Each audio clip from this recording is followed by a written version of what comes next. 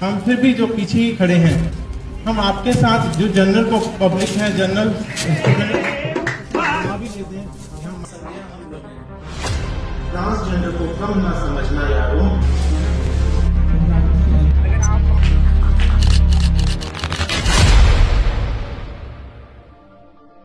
सब मैं कह कि भगवान ने हमें ऐसा आदमी नहीं बनाया जो रेपिस्ट है। बिल्कुल। बचपन में हम हमेशा सुनते हैं कि लोग क्या कहेंगे, लेकिन बड़े होकर महसूस होता है कि शायद हम ही वो लोग हैं, उन्हीं लोगों का हिस्सा है। रामचंद्र कह गए सिया से, ऐसा कलयुग आएगा, धर्मों में जिनको भगवान की जगह मिलेगी, धरती पर उन्हें इंसान भी न समझा जाएगा। हम हमेशा जानते और समझते आए हैं कि हमारी जो सोसाइटी है वो मेन एंड वुमेन को मिलकर बनी है, लेकिन उसके बीच में भी एक जेंडर आता है जिसको थर्ड जेंडर या फिर LGBTQ कम्युनिटी बोलते हैं, जो कि हमारे देश का 10 से 15% हिस्सा भी है। It's a huge number as well. आज का एपिसोड बहुत दिलचस्प और बहुत डिफरेंट है मेरे लिए भी, और मैं ये उम्मीद करती हूँ कि इस एपिसोड के बाद हम सब की LGBTQ क्लब के प्रति धारणाएं बदलें, विचारधारा बदले। आज मैं वेलकम करती हूँ बहुत ही प्राउड एंड बहुत ही inspiring trans women Dhananjay Chauhan का। आइए सुनते हैं उनकी कहानी उनकी ही ज़बानी। Stay tuned for this. Now let me introduce my guest a little.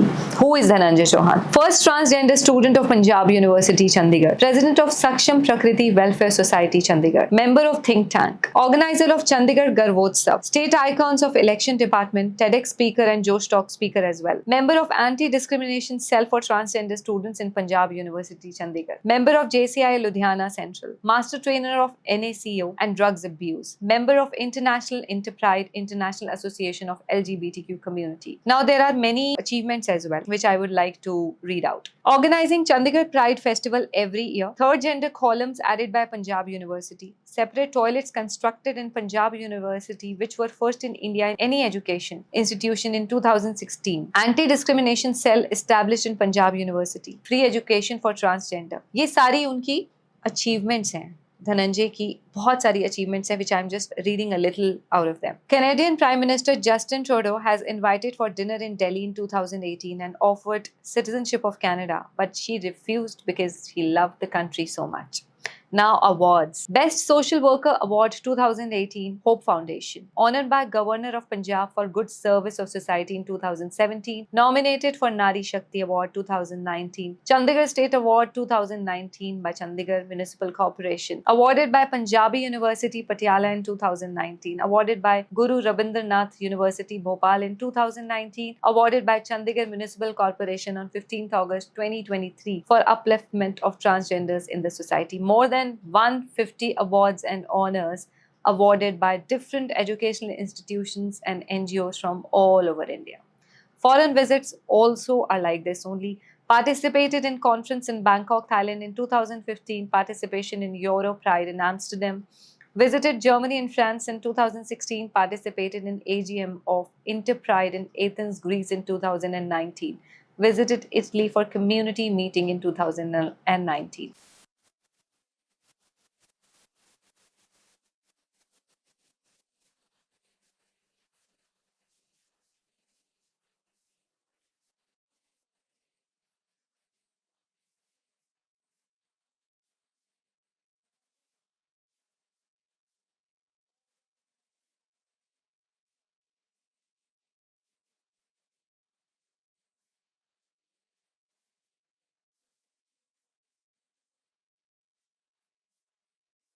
आपको देखकर इतनी हिम्मत आती है, बहुत सारे लोगों को आप इंस्पायर करते हैं। बस यही एक आपसे रिक्वेस्ट है कि हताश मत होइएगा, चलते रहिए।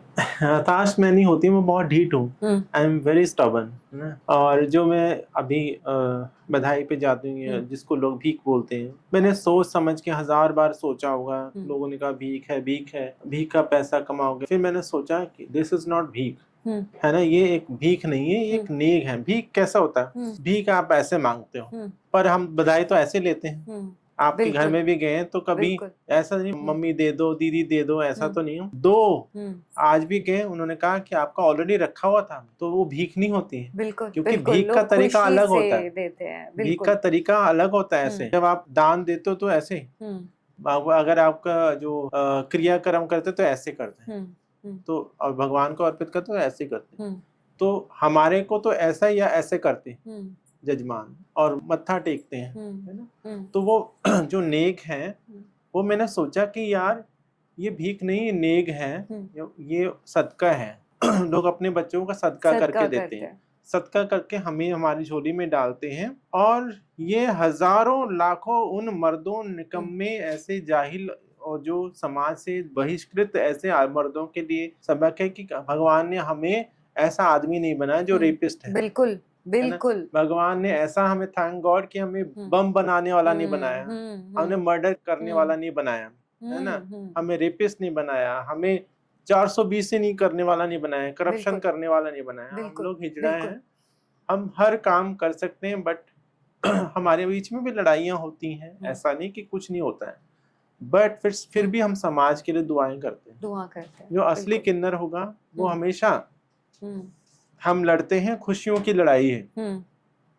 जब किन्नर भीख, अब उसको मैं भीख नहीं बोलूंगी, बधाई लेता है, तो वो खुशियों की लड़ाई है। आपसे लड़ते हम लोग, नहीं ये इससे बढ़ा के दो, बिल्कुल, थोड़ा और बढ़ाओ। आपकी खुशी में आपकी शादी हुई, अब आप अगले साल आपका बच्चा होगा तब आएंगे, और बच्चे को बोल के जाते हैं अब हम 25 साल बाद आएंगे, है ना, इसके पहले नहीं आएंगे। हम ये नहीं कि आपके दरवाजे पे शनिवार को खड़े हो जाएं, मंगलवार को खड़े हो जाएं, नहीं, हम आएंगे 25 साल तक सब्र करेंगे। ये सब्र है ना। और मैं रहूं ना रहूं, तब मेरे चेले फिर आएंगे।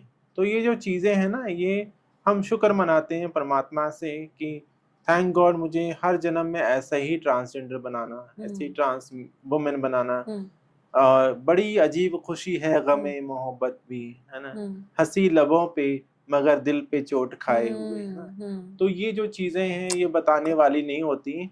ये दो जेंडर का खुशी अलग होती है। दिन होता है, रात होती है, तो संध्या भी होती है, और संध्या बहुत खूबसूरत होती है। और संध्या हम हैं, हम ना मर्द हैं ना औरत हैं, हम ना दिन है ना रात है, हम संध्या। भगवान ने भी वही वक्त चुना था नरसिंह रूप में, संध्या, क्योंकि हिरण्याकश्यप को वरदान था कि ना तुम्हें दिन में मारे तुम मरेगा, ना रात को मरेगा, तुम संधि काल में नहीं। उन्होंने वरदान दिया कि ना तुम्हें कोई दिन में मारेगा ना कोई रात में मारेगा, ना तुम तलवार से ना कोई अस्त्र शस्त्र से। तो भगवान ने उसको अपनी जंघा पे, ना ऊपर ना नीचे, उनको जंघा पे बिठाया। ना दिन था ना रात था, संध्या थी, आधा सूरज, वो सांझ हम है। तो भगवान की वो हर चीज को, जैसे अब संध्या होती तो संधि काल बार बार आता है, दिन में भी आता, सुबह भी आता, और जब प्रहर बदलता तब भी होता है ना। संधि दिन और रात एक ही बार आता है, और सब लोग अपने संधि शाम का जो है ना या सुबह का इंतजार करते हैं, क्योंकि उस समय आप अपने दोस्तों से मिलते हैं, अपने मित्र से मिलते हैं, अपने प्रेमी प्रेमिकाओं से मिलते हैं, बच्चों से मिलते हैं। बिल्कुल। वो हम हैं जो मिलाने वाले।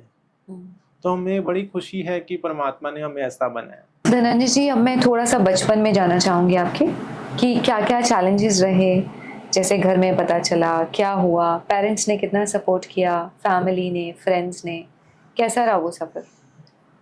देखिए, बचपन में तो सभी बच्चे एक जैसे होते हैं, है ना, पैदा भी एक जैसे हम लोग होते हैं। ऐसा तो नहीं कोई हम लोग एलियंस हैं, डाउनलोड कर लिया है। परमात्मा ने जैसा बाकी लोगों को पैदा किया, आप सबको वैसे हमें भी पैदा किया।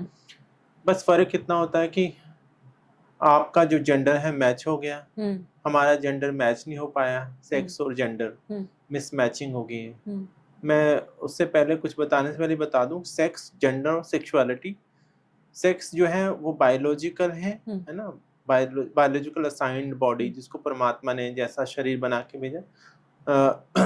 वो जेंडर जो है वो हम बाद में डिसाइड, पैदा होने के बाद, पैदा होते समय सेक्स हम शरीर लेकर आते हैं, और उसके बाद जो डॉक्टर या दाई जो भी है वो देख के, उसके ऑर्गन्स को देख के जो डिसाइड करता है, जो शब्द निकलते, वो जो नामकरण पड़ता है उसके शरीर का, मेल फीमेल, वो जेंडर है।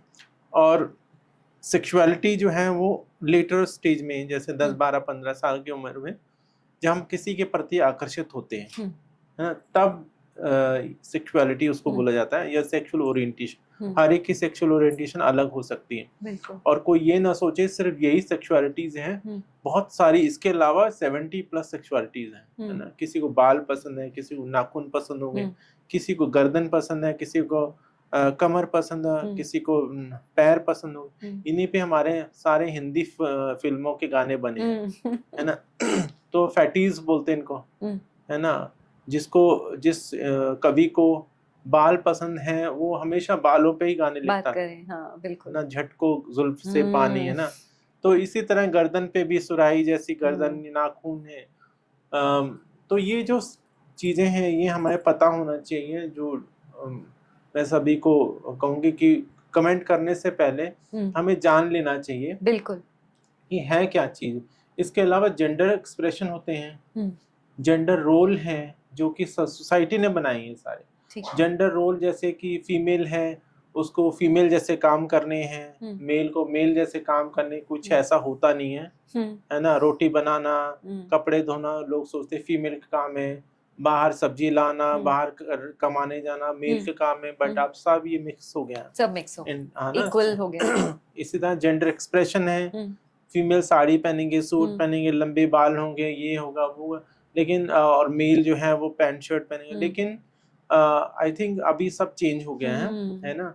और ये सब बदल रहा है, स्टीरियोटाइप्स थे वो टूट रहे हैं। तो ये सारी चीजें बचपन में हम लोगों को झेलना पड़ा, इन्हीं कारण हम लोग सारी जिंदगी भर हम लोगों को ये सारे दुख ने। तो आपके पेरेंट्स का धनंजय जी क्या रोल रहा है, हाँ, बात कर सकते हैं इस बारे हाँ, में? बचपन में जैसे पैदा हुए तो पेरेंट्स मेरे चंडीगढ़ में ही थे, तो मेरा जन्म उत्तराखंड में हुआ, तो कुछ महीने बाद ही हम लोग चंडीगढ़ आ गए थे, और वहीं पर मेरा पालन पोषण जो भी है, एजुकेशन जो है, सब कंप्लीट यहीं हुआ है।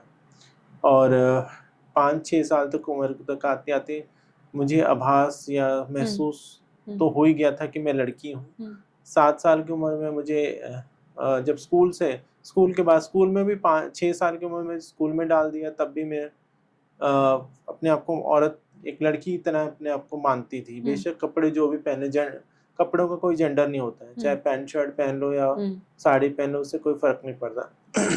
लेकिन अब जब 7 साल की उम्र में हुआ तो मेरे को लगा कि ये लड़की अपने आप को मान रही हूँ मैं, मेरे जैसे लोग हैं वो तो अपने आप को लड़की नहीं मान रहे हैं, क्योंकि एक हद तक होती है, इंसान सोचता है नहीं मैं लड़की हूँ, लेकिन फिर सोचता है यार मेरे जैसे बाकी लोग भी तो हैं, वो तो नहीं मान रहे हैं, मैं दुनिया में अकेली हूँ क्या ऐसा।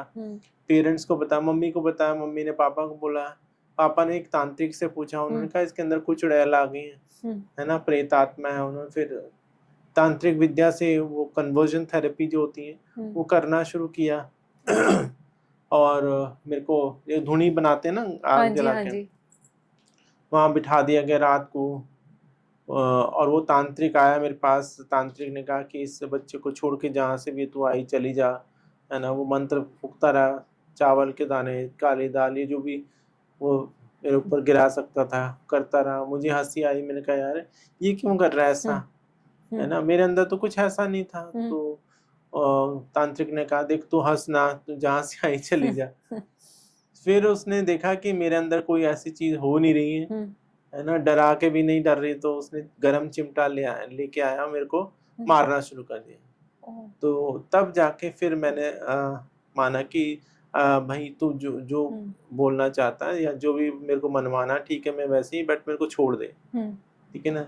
तो फिर तांत्रिक ने कहा कि अब इसके अंदर से वो चुड़ैल जो है प्रेत आत्मा चलेगी, अब ये लड़का है। अच्छा। लेकिन ऐसा था नहीं, वो सब चीजें थी। तो ये जो चीजें ना बचपन से ही बहुत ट्रॉमा में रही हूँ मैं, सब चीजें। जेंडर का भी देखो, कोई आदमी कोई साड़ी तो नहीं पहनता ना, आदमी कोई साड़ी पहन के देख ले एक दिन कि कितना कैसे महसूस होता है। और ये जो कपड़े हैं फीमेल वाले कपड़े, ये भी सुपीरियर और इन्फीरियर होते हैं। फीमेल के कपड़े जो इन्फीरियर माने जाते हैं समाज में, बेशक उसको बहुत सुंदर माना, देखते हम सुंदर है, साड़ी सुंदर है, लेकिन इन कपड़ों को इन्फीरियर और मेल के कपड़ों को सुपीरियर मानते हैं। क्योंकि मेल के कपड़े सुपीरियर इसलिए होते हैं कि वो अगर फीमेल भी पहने तो वो कुछ नहीं बोलता है, अभी बच्चे ने ट्राउजर पहनी है, पैंट पहना, तो कोई कुछ नहीं बोलेगा ना, टी शर्ट पहना। और इसकी जगह अगर जैसा कोई कि आदमी ने अगर साड़ी पहन ली, अगर इनको हाँ साड़ी पहन ले, तो कहेंगे अरे पागल हो गया, तो हिजड़ा है क्या, तो क्या छक्का है, ये बोलना शुरू कर दें। तो मेल ने तो अपने कपड़ों की एक्सेप्टेंस करवा रखी है हर जगह, फीमेल के जो साड़ी ब्लाउज हैं या सूट हैं वो कोई नहीं पहन सकता, है ना। तो ये जो चीजें हैं ये टूटने चाहिए। और मैं ये नहीं कहूँगी कि आदमी साड़ी पहने, बिल्कुल, लेकिन ऐसा भी नहीं है कि भक्ति आंदोलन में तो सब सखियां रहती थी, अभी वृंदावन में जाओ तो सखियां बन के रहते हैं बहुत सारे लोग, है ना। भगवान बद्रीनाथ का मंदिर अभी खुल गया है, वहां पर लक्ष्मी जी के भी मंदिर हैं। जब उनकी आरती होती है या स्नान करवाया जाता है, तो उनको जो मुख्य पुजारी है वो महिला बन के जाता है। अच्छा, हाँ, साड़ी पहन के अंदर जाते हैं और साड़ी पहन के जब अंदर जाते हैं तब उनको स्नान करवाते हैं, क्योंकि वो तो महिला है, माता लक्ष्मी महिला है। अच्छा, पुरुष कैसे जाएगा अंदर? और पंडित के अलावा कोई जा नहीं सकता, महिला का अलाउड नहीं है। और पंडित भी सभी पंडित नहीं जा सकते, नमोदीपाद ब्राह्मण ही जा सकता है, वो भी फिर महिला के रूप में जाता है और माता को स्नान करवा के उनके वस्त्रों को पहनाता है फिर। और ये वैसे संपूर्ण जब सभी लोगों के घर में अगर माता स्थापित है तो उनको भी ऐसा ही करना चाहिए, क्योंकि एक पुरुष नहीं कर सकता है। और स्त्रियों को मैं नहीं कहूंगी कि वर्जित है, बट ऐसा शास्त्र में नहीं है, तो फिर अगर पुरुष करते हैं, स्त्रियां करती हैं तो सही है। अगर कोई पुरुष कर रहा है तो उसको भी फिर अपने आप को एक स्त्री रूप धारण करना चाहिए, या फिर आत्म रूप से अपने आप को स्त्री मानना चाहिए कि मैं स्त्री हूँ, है ना। तो जैसे हम आत्मा से सभी स्त्री हैं, भगवान कृष्ण ने गीता में कहा केवल अहम पुरुषम, केवल मैं ही पुरुष हूँ और ये प्रकृति स्त्री है। इसलिए आप, मैं, ये सब लोग स्त्रियां हैं क्योंकि हमारे अंदर आत्मा है। और उन्होंने कहा कि आत्मा को हम अपनी जो संबोधित है ना उसको फीमेल से करते हैं हमेशा। अगर भैया कहेंगे कि मेरी आत्मा भूखा है, ऐसा तो नहीं बोलेंगे ना, मेरी आत्मा भूखी है। आप भी कहो मेरी आत्मा भूखी है, वो भी कहेंगे, मैं भी कहूंगी मैं हिजड़ा हूँ, मैं कहूँ मेरी आत्मा भूखी है, प्यासी है, तड़फ रही है। ये तो नहीं कि मेरा आत्मा भूखा है या तड़प रहा है, क्योंकि वो शब्द जो परमात्मा के लिए यूज होंगे, मेरा परमेश्वर, परमात्मा और आत्मा, ये वो पुरुष है और आत्मा जो स्त्री है। ऐसे ही वृंदावन में जब मीरा जी आई तो उन्होंने गोस्वामी वल्लभाचार्य जी से मिलना चाहा। तो वल्लभाचार्य जी ने कहा कि मैं तो ब्रह्मचारी हूँ, ब्रह्मचारी हूँ और सन्यासी हूँ, मैं स्त्रियों से नहीं मिलूंगा। तो मीरा जी ने जवाब भेजा, अरे वृंदावन में कौन पुरुष पैदा हो गया? वृंदावन में तो केवल एक ही पुरुष है, वो है भगवान कृष्ण। तो वो भागे बाहर आए, मीरा जी को प्रणाम किया, क्षमा याचना की, मुझे क्षमा कर दो, मैं तो भूल गया था, क्या मैं भी स्त्री हूँ, है ना। भगवान शंकर ने महाराष्ट्र में शामिल होना चाहा, पार्वती जी से कहा कि मुझे महाराष्ट्र में शामिल होना, पर पार्वती जी हंसने लगे। उन्होंने कहा महादेव आप तो पुरुष हो, तो पुरुष तो वहाँ वर्जित है, वहाँ तो सब सखियां, 33 कोटि देवी देवता, सारे ब्रह्मांड के वहाँ स्त्री पुरुष सब लोग सखी भाव में नृत्य कर रहे हैं, सखियां। तो भगवान फिर गोपी बन गए, है ना। तो गोपी बन के वो कहाँ, गोपेश्वर में, कैलाश में, जो उत्तराखंड में गोपेश्वर स्थान है बद्रीनाथ के पास, उनका मंदिर है वहाँ गोपेश्वर। अच्छा। वो स्त्री रूप में उनको वहाँ पर पूजते हैं। अच्छा। वहाँ वो गोपी बने और फिर वृंदावन आए, महाराष्ट्र में शामिल हुए, और भगवान कृष्ण के सब सामने जब वो आए तो उन्होंने कहा महादेव आप पहचानिए। उनका मंदिर भी वृंदावन में है, गोपीनाथ, गोपेश्वर या गोपीनाथ। उनको इतनी बड़ी नथ पहनाई जाती है। तो ये हमारा कल्चर है, बिल्कुल इतना ये रिच। और फिर मैं इसी तरह पढ़ती रही बचपन से ही कहानियां, किस्से ना। वो 10-12 साल की उम्र में आते आते मेरे जेंडर डिस्फोरिया हो गया, है ना, एंजाइटी डिप्रेशन में चली गई, खुद को ऐसा लगा नहीं मुझे नहीं पसंद ये, मेरी दाढ़ी हल्की हल्की आनी शुरू होने लगी, अरे यार तो लड़कों जैसा होना लगा मैं, तो अपने आप को कोई लड़की मान रहा, तो ये सब तो उसके लिए बड़ा अजीब सा आ गया ना कि ये क्यों हो रहा है। अपनी बालों को नोचना सब, अब्यूज करना अपने आप को, ये सब चीजें शुरू हो गई थी। फिर डिप्रेशन हो गया। 9th-10th में तो बहुत मुश्किल से, मैं तो सुसाइड अटेम्प्ट करना चाहा मैंने। माता ने, मेरी मम्मी ने मुझको रोका, उन्होंने कहा कि नहीं, पढ़ाई कर, अपने ध्यान दे उसमें, पढ़ेंगे लिखेंगे तो आगे फिर कुछ बन भी पाएंगे, नहीं तो फिर ऐसे धक्के खाएंगे, है ना। मर भी गए तो क्या, 2-4 दिन हम रोएंगे, उसके बाद तो तुम्हें सब भूल जाएंगे, है ना। कौन कितने दिन याद रखता है, 2-4 दिन मैं याद रखूंगी, साल 2 साल, फिर नॉर्मल हो जाएगा सब। नुकसान तो तुम अपना करोगे। इस दुनिया में आए तो कुछ करो, है ना, बाद में डिसाइड कर लेना। तो फिर मैंने पढ़ाई शुरू की, करती रही। उन्होंने मतलब सपोर्ट किया बहुत। मम्मी को तो पता ही है, माता को तो, माँ बाप को पता होता है ना, पूत के पाँव पालने में नजर आ जाते हैं। हर इंसान को पता होता है मेरे बच्चा कैसा है, बस उसको इग्नोर, जैसे कहते हैं बिल्ली बैठी होती तो कबूतर को लगता है कि मेरे को कोई डिनाइल, कि नहीं नहीं नहीं, ऐसे ही ट्रांस लोगों को भी लगता है कि मुझे कोई नहीं देख रहा है। तो ये चीजें बचपन से हमने देखा है। और फिर ग्रेजुएशन तक आते आते मैं अच्छी, मेरी पढ़ाई में तो हमेशा अच्छी थी। मैं I was topper of the university ना, पंजाब यूनिवर्सिटी में। तो मैं गवर्नमेंट कॉलेज 46 में, पीजी गवर्नमेंट कॉलेज, अब तो हो गया हूँ। पहले सेक्टर 40 में था, वहाँ से शिफ्ट होके हम लोग साथ 46 में गए, एसडी कॉलेज के सामने। वहाँ मैंने टॉप किया, मैंने बीए ऑनर्स किया हिस्ट्री में। तो उसके बाद फिर मैं हिस्ट्री के साथ ही एमए में एडमिशन लिया पंजाब यूनिवर्सिटी में। पंजाब यूनिवर्सिटी में एडमिशन लिया हिस्ट्री डिपार्टमेंट में। वहाँ मेरे साथ बुलिंग, हैरेसमेंट हुआ। फिर मैंने काफी सेक्सुअल अब्यूज भी हुआ बुरी तरह। किस टाइप की सेक्सुअल अब्यूज में? बुलिंग वगैरह किस तरीके? सुबह 8 बजे, 8 साढ़े 8 बजे क्लास थी, तो फिर जब मैं अपने डिपार्टमेंट बैक साइड से जाने लगी, पीजीआई की तरफ से आई मैं, तो मुझे बच्चों ने रोक लिया, 4-5 लड़कों ने। तो उन्होंने मेरे को खींचते हुए लेके गए, झाड़ियों के अंदर मेरे कपड़े खोलना चाहा, मारा पीटा। तो मैं किसी तरह उनके चंगुल से भाग गई।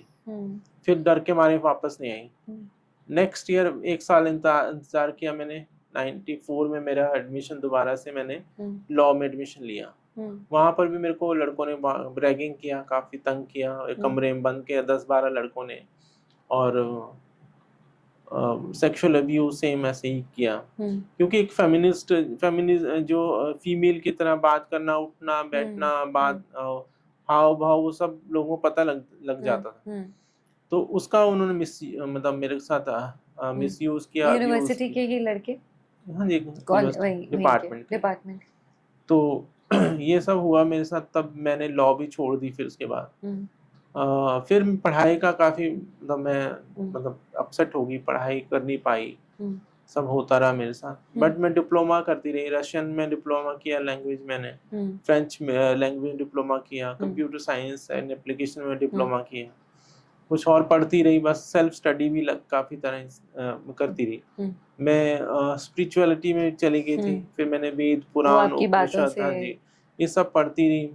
काफी पढ़ा, अपने आप को एक्सप्लोर करती, जैसे अपने क्वेश्चनिंग, अपने आप को एक्सप्लोर करना।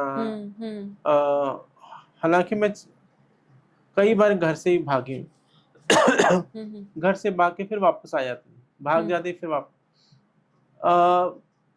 किस्मत से शायद मुझे उस समय ना कोई हिजड़ा या किन्नर नहीं मिला, गुरु नहीं मिला, साथ नहीं मिला, साथ नहीं मिला, कोई गुरु नहीं मिला। अगर कोई मिल जाता शायद मैं आज यहाँ पर ना होती, ना, मैं आज डेरे में, बेशक पैसा होता मेरे पास, लेकिन शिक्षा ना होती। तो वो सब चीजें देखी है मैंने काफी। 2002 तक काफी चीजों मैंने झेला है। 2002 में मेरे साथ गैंग रेप हुआ, और 2 पर्सन दे किडनैप मी। उन्होंने 2 लड़कों ने किडनैप करके अम्बाला लेके गए। वहाँ सारी रात 20 लड़कों ने मतलब मेरे साथ अब्यूज किया, रेप किया। देन दे टुक मी एक जगह बस स्टैंड के अम्बाला में, वहाँ छोड़ दिया। वहाँ से बड़ी मुश्किल से मैं चंडीगढ़ आई। तो आपने पुलिस को रिपोर्ट किया था, बट पुलिस ने कोई रिस्पॉन्स नहीं दिया। अम्बाला में कल ही एक इंसिडेंट हमारे साथ हुआ, जिसमें हमारी गाड़ी से सामान चोरी हो गया। तो सेक्टर 17 में हम लोग गए थे पुलिस थाना में। तो कंप्लेंट तो, क्योंकि आप तो मेरी बड़ी रिस्पेक्ट करते हैं सब लोग, है ना, मेरी कंप्लेंट तुरंत लिखी गई, सब कुछ हुआ। लेकिन मैं फिर उसी टाइम जब उसी थाने में मैं एकदम से याद करने लगी 2002 की घटना। मैंने कहा इसी थाने में मैं आई थी ओह। और तब मुझे सुना नहीं गया, मुझे मेरी बात को इग्नोर किया गया, मुझे भगा दिया गया है ना चीज़ें। तो आज कितना चेंज हो गया, फर्क पड़ गया ना, चेंज हो गए। क्योंकि मैं अपने आप को तब ये था मैं अपने आप को एक्सेप्ट नहीं कर पा रही थी मैं कौन हूँ। क्योंकि एक चीज होती ना कि जैसे वेदों में भी लिखा है अथा तो ब्रह्म जिज्ञासा, है ना, या I am not body I am soul, मैं एक शरीर नहीं आत्मा हूँ। वही चीज कि मैं अपने आप को एक्सप्लोर कर रही, मैं हूँ कौन, क्या है मेरा वजूद, मैं इस दुनिया में क्यों आई हूँ, मैं मर्द हूँ औरत हूँ क्या हूँ, है ना। तो एक्सप्लोर करते करते इतने साल लग गए, तब जाके अपने आप खुद को पहचाना कि हाँ नहीं, ये तो मैं मानती थी कि मैं औरत हूँ, बट उसको समाज में स्थापित भी करना था, है ना। एक स्थापना अपने आप को एक औरत की तरह, आज सभी लोग मेरे को, कल भी मेरे को थानेदार कहते हैं, मैं उन्होंने मतलब पूरी कार्यकाल में जितना भी थी बात करते हैं, करीबन आधा घंटे तक उन्होंने पहचाना नहीं हमें। अच्छा। हाँ, आधे घंटे तक उन्होंने कहा कि वो मुझे फीमेल, मेरे साथ एक और थी, हम दोनों को फीमेल ही मानते रहे। अच्छा। तो मेरे साथ वाली कहते ये मेरे गुरु हैं, मैंने कहा ये मेरे चेला हैं। तो चेला कैसे, मैंने कहा हम लोग किन्नर हैं। एकदम से सरप्राइज, कहते हैं बाबा जी तुसी बाबा जी हो, मैंने कहा हाँ जी ऐसी बाबा। तो लोग पंजाब में बाबा ही बोलते नहीं या महंत बोलते हैं। कहते अच्छा। तो उसने नमस्कार किया मुझे, फिर उसने तुरंत कार्रवाई करनी शुरू कर दी, नहीं तो आधा घंटे तक तो ऐसे ही करते रहे बातें। तो चीजें हैं देखो, अपने आप को स्थापित करना, बिल्कुल स्थापित करना, है ना, स्थापित करना और अपनी पोजीशन को रिस्पेक्ट डिग्निटी के साथ, है ना, वो मैंने स्थापित किया अपने तब दुनिया बात सुनती है। हाँ, और विद एजुकेशन, पढ़ाई लिखाई के साथ कोई सवाल करें, आप कोई भी सवाल करेंगे मैं आपका जवाब दूंगी, चाहे जहां तक भी साइंस नहीं भी पढ़ी मैंने, तब भी मैं कोशिश करूंगी साइंस के बात करने की। क्योंकि अगर कोई क्रोमोसोम्स की बात करें तो 23 का जोड़ा होता है क्रोमोसोम्स का ना। बच्चा बनता है 22 क्रोमोसोम तक वो सेक्स डिसाइड नहीं होता, लास्ट वाला क्रोमोसोम डिसाइड करता है कि वो लड़का होगा लड़की, है ना। औरत के पास एक ही क्रोमोसोम होता है, वो क्या है एक्स, और मर्द के पास क्या होते हैं, दोनों होते हैं एक्स वाई। तो औरत तो डिसाइड नहीं करती किसको पैदा करना है, वो तो एक ही को कर सकती है ना, एक्स को, फीमेल, क्योंकि वो तो पुरुष के पास भी है। इसलिए हमारी भारतीय संस्कृति में गोत्र का निर्माण हुआ, जीन्स जेनेटिकली गोत्र माना जाता है एक, वो है पुरुष की तरफ से। अभी बहुत सो कॉल्ड जो है सोसाइटी में बहुत बड़े बड़े समाज सेवक कि नहीं गोत्र वाला सिस्टम भारत में गलत है, ये है वो है, और उनको पता होना चाहिए कि एक क्रोमोसोम जो है पुरुष के पास है, एक्स जो है दोनों के पास है। आप गोत्र आपसे कैसे डिसाइड हो जाएगा, है ना। एक बच्चा पैदा हुआ है, इसका उसके माँ बाप के पास एक ही, दोनों के पास एक्स, उसके पास भी उसके पास, फिर कौन डिसाइड करेगा कि ये आपका है या उसका, गुण से, आपके गुण से माना जाए या उसके गुण से माना जाए। पुरुष के इसलिए माना जाए क्योंकि वाई उसी के पास है ना, तो उसी के गुण सूत्र के अनुसार उसके गोत्र से ही फिर उसका खानदान डिसाइड होता है कि कहाँ से आया, है ना। तो ये हमारी भारत में ऐसे ही है, और उसी के बीच में हमारा प्लस हो जाता है या माइनस हो जाता है तो हम पैदा होते हैं, है ना। तो इसी तरह की जो साइंस है ये तो किसको क्या बताएं हम, है ना। सब इंसान के अपने आप पोथियां तो नहीं खोल देते, कोई हर बंदे को तो वेद की नॉलेज नहीं है, हर इंसान को पुराण उपनिषदों की नॉलेज तो नहीं है। वो व्हाट्सएप यूनिवर्सिटी से देखते हैं, पढ़ते हैं, फिर आगे अपना ज्ञान, सही बात है, व्हाट्सएप यूनिवर्सिटी है। तो ये बस मैं अपने पढ़ती रही अपने सारे जिंदगी, 2004 तक आते आते फिर दोबारा मेरे साथ रेप भी हुआ, लेकिन उस समय मैं काफी स्ट्रांग हो गई। 2002 में जब ये सब हुआ, पुलिस थाने में सब कुछ किया मैंने, लेकिन किसी ने कुछ नहीं सुना। मैंने सोचा कि अब नहीं, ये खत्म करो अपनी जिंदगी। दोबारा मैंने डिसाइड कर लिया था कि मैं सुसाइड कर लूंगी। घर से फिर भाग गई सुसाइड करने के लिए। पर मैंने, क्योंकि ना जो विधि को, परमात्मा को कुछ और ही मंजूर था, कोई इतनी जल्दी तो मरता नहीं है। बहुत सारी चीजें होती हैं जो इंसान को वहां से हटा देती हैं। किस्मत हो बोलो, परमात्मा बोलो, कोई ना कोई बिल्कुल। कुछ तो है जिसकी पर्दादारी है। कहते ना, गालिब ने कहा, बेखुदी बेसबब नहीं गालिब, कुछ तो है जिसकी पर्दादारी है। वो इंसान नहीं समझ पाता। मैं रात को भाग गई, ऐसे पेड़ के नीचे बैठी और मैं सोची बस खत्म करना अपने आप को। फिर दिमाग में आया कि मैं क्यों मर रही हूँ, मैंने ऐसा कौन सा किया। रेप हुआ तो मेरे साथ हुआ, अत्याचार हुआ मेरे साथ हुआ, पढ़ाई रुकवाई लोगों ने मेरी रुकवाई, मैंने तो कभी किसी के साथ नुकसान नहीं किया, तो मैं क्यों मर रही हूँ। मेरे को नहीं मरना है। मैंने कहा मैं नहीं मरूंगी, मैं दुनिया की सोच बदलूंगी। मुझे उठना, मेरे जैसे हजारों लाखों लोग होंगे, हाँ। जो तो सारे ही सुसाइड करके बैठ जाएंगे। है ना? ये तो शर्म की बात है सोसाइटी के लिए। फिर मैं वापस आए अपने रूम पे, तो सोच तो लिया था कि सोसाइटी की सोच को बदलना है, और फिर निकल पड़ी अपने रास्ते। जर्नी है पर। ना, जर्नी शुरू हुई, नया एक अध्याय शुरू हुआ। शुरू में तो कुछ नहीं समझ आ रहा था, कहाँ से शुरू करूं, किसको बुलाऊं, किसको समझाऊं। एक बच्चा, मतलब वो भी मेरे उम्र का था, 28-29 साल का, तो उसको भी घर से निकाला गया था। तो वो मेरे को बस स्टैंड पे ऐसे ही रास्ते में सड़क पे सो गए, कहीं कहीं सो गए। वो मेरे को मिला, उससे बातचीत हुई। पहले बार तो मैं डर ही गई उससे, मेरे को रास्ते में सोया मिला, तो मुझे वो मतलब लगातार स्टेयर कर रहा, मतलब देख ही जा रहा, घूर रहा था। उसको समझ आ गया था मैं एक ट्रांसजेंडर वुमेन हूँ। तो जब वो खड़ा हुआ तो उसने मैंने पूछा, मेरे को बुलाया, मैं कहा हाँ जी। कहते तुम ट्रांस हो, है ना? तो मैंने कहा हाँ। तो फिर कहते मैं भी ट्रांस हूँ, मैं दिल्ली गाजियाबाद से यहाँ पर हूँ, कई दिनों से यहीं पढ़ा हूँ। तो बस हमारी दोस्ती हो गई धीरे धीरे।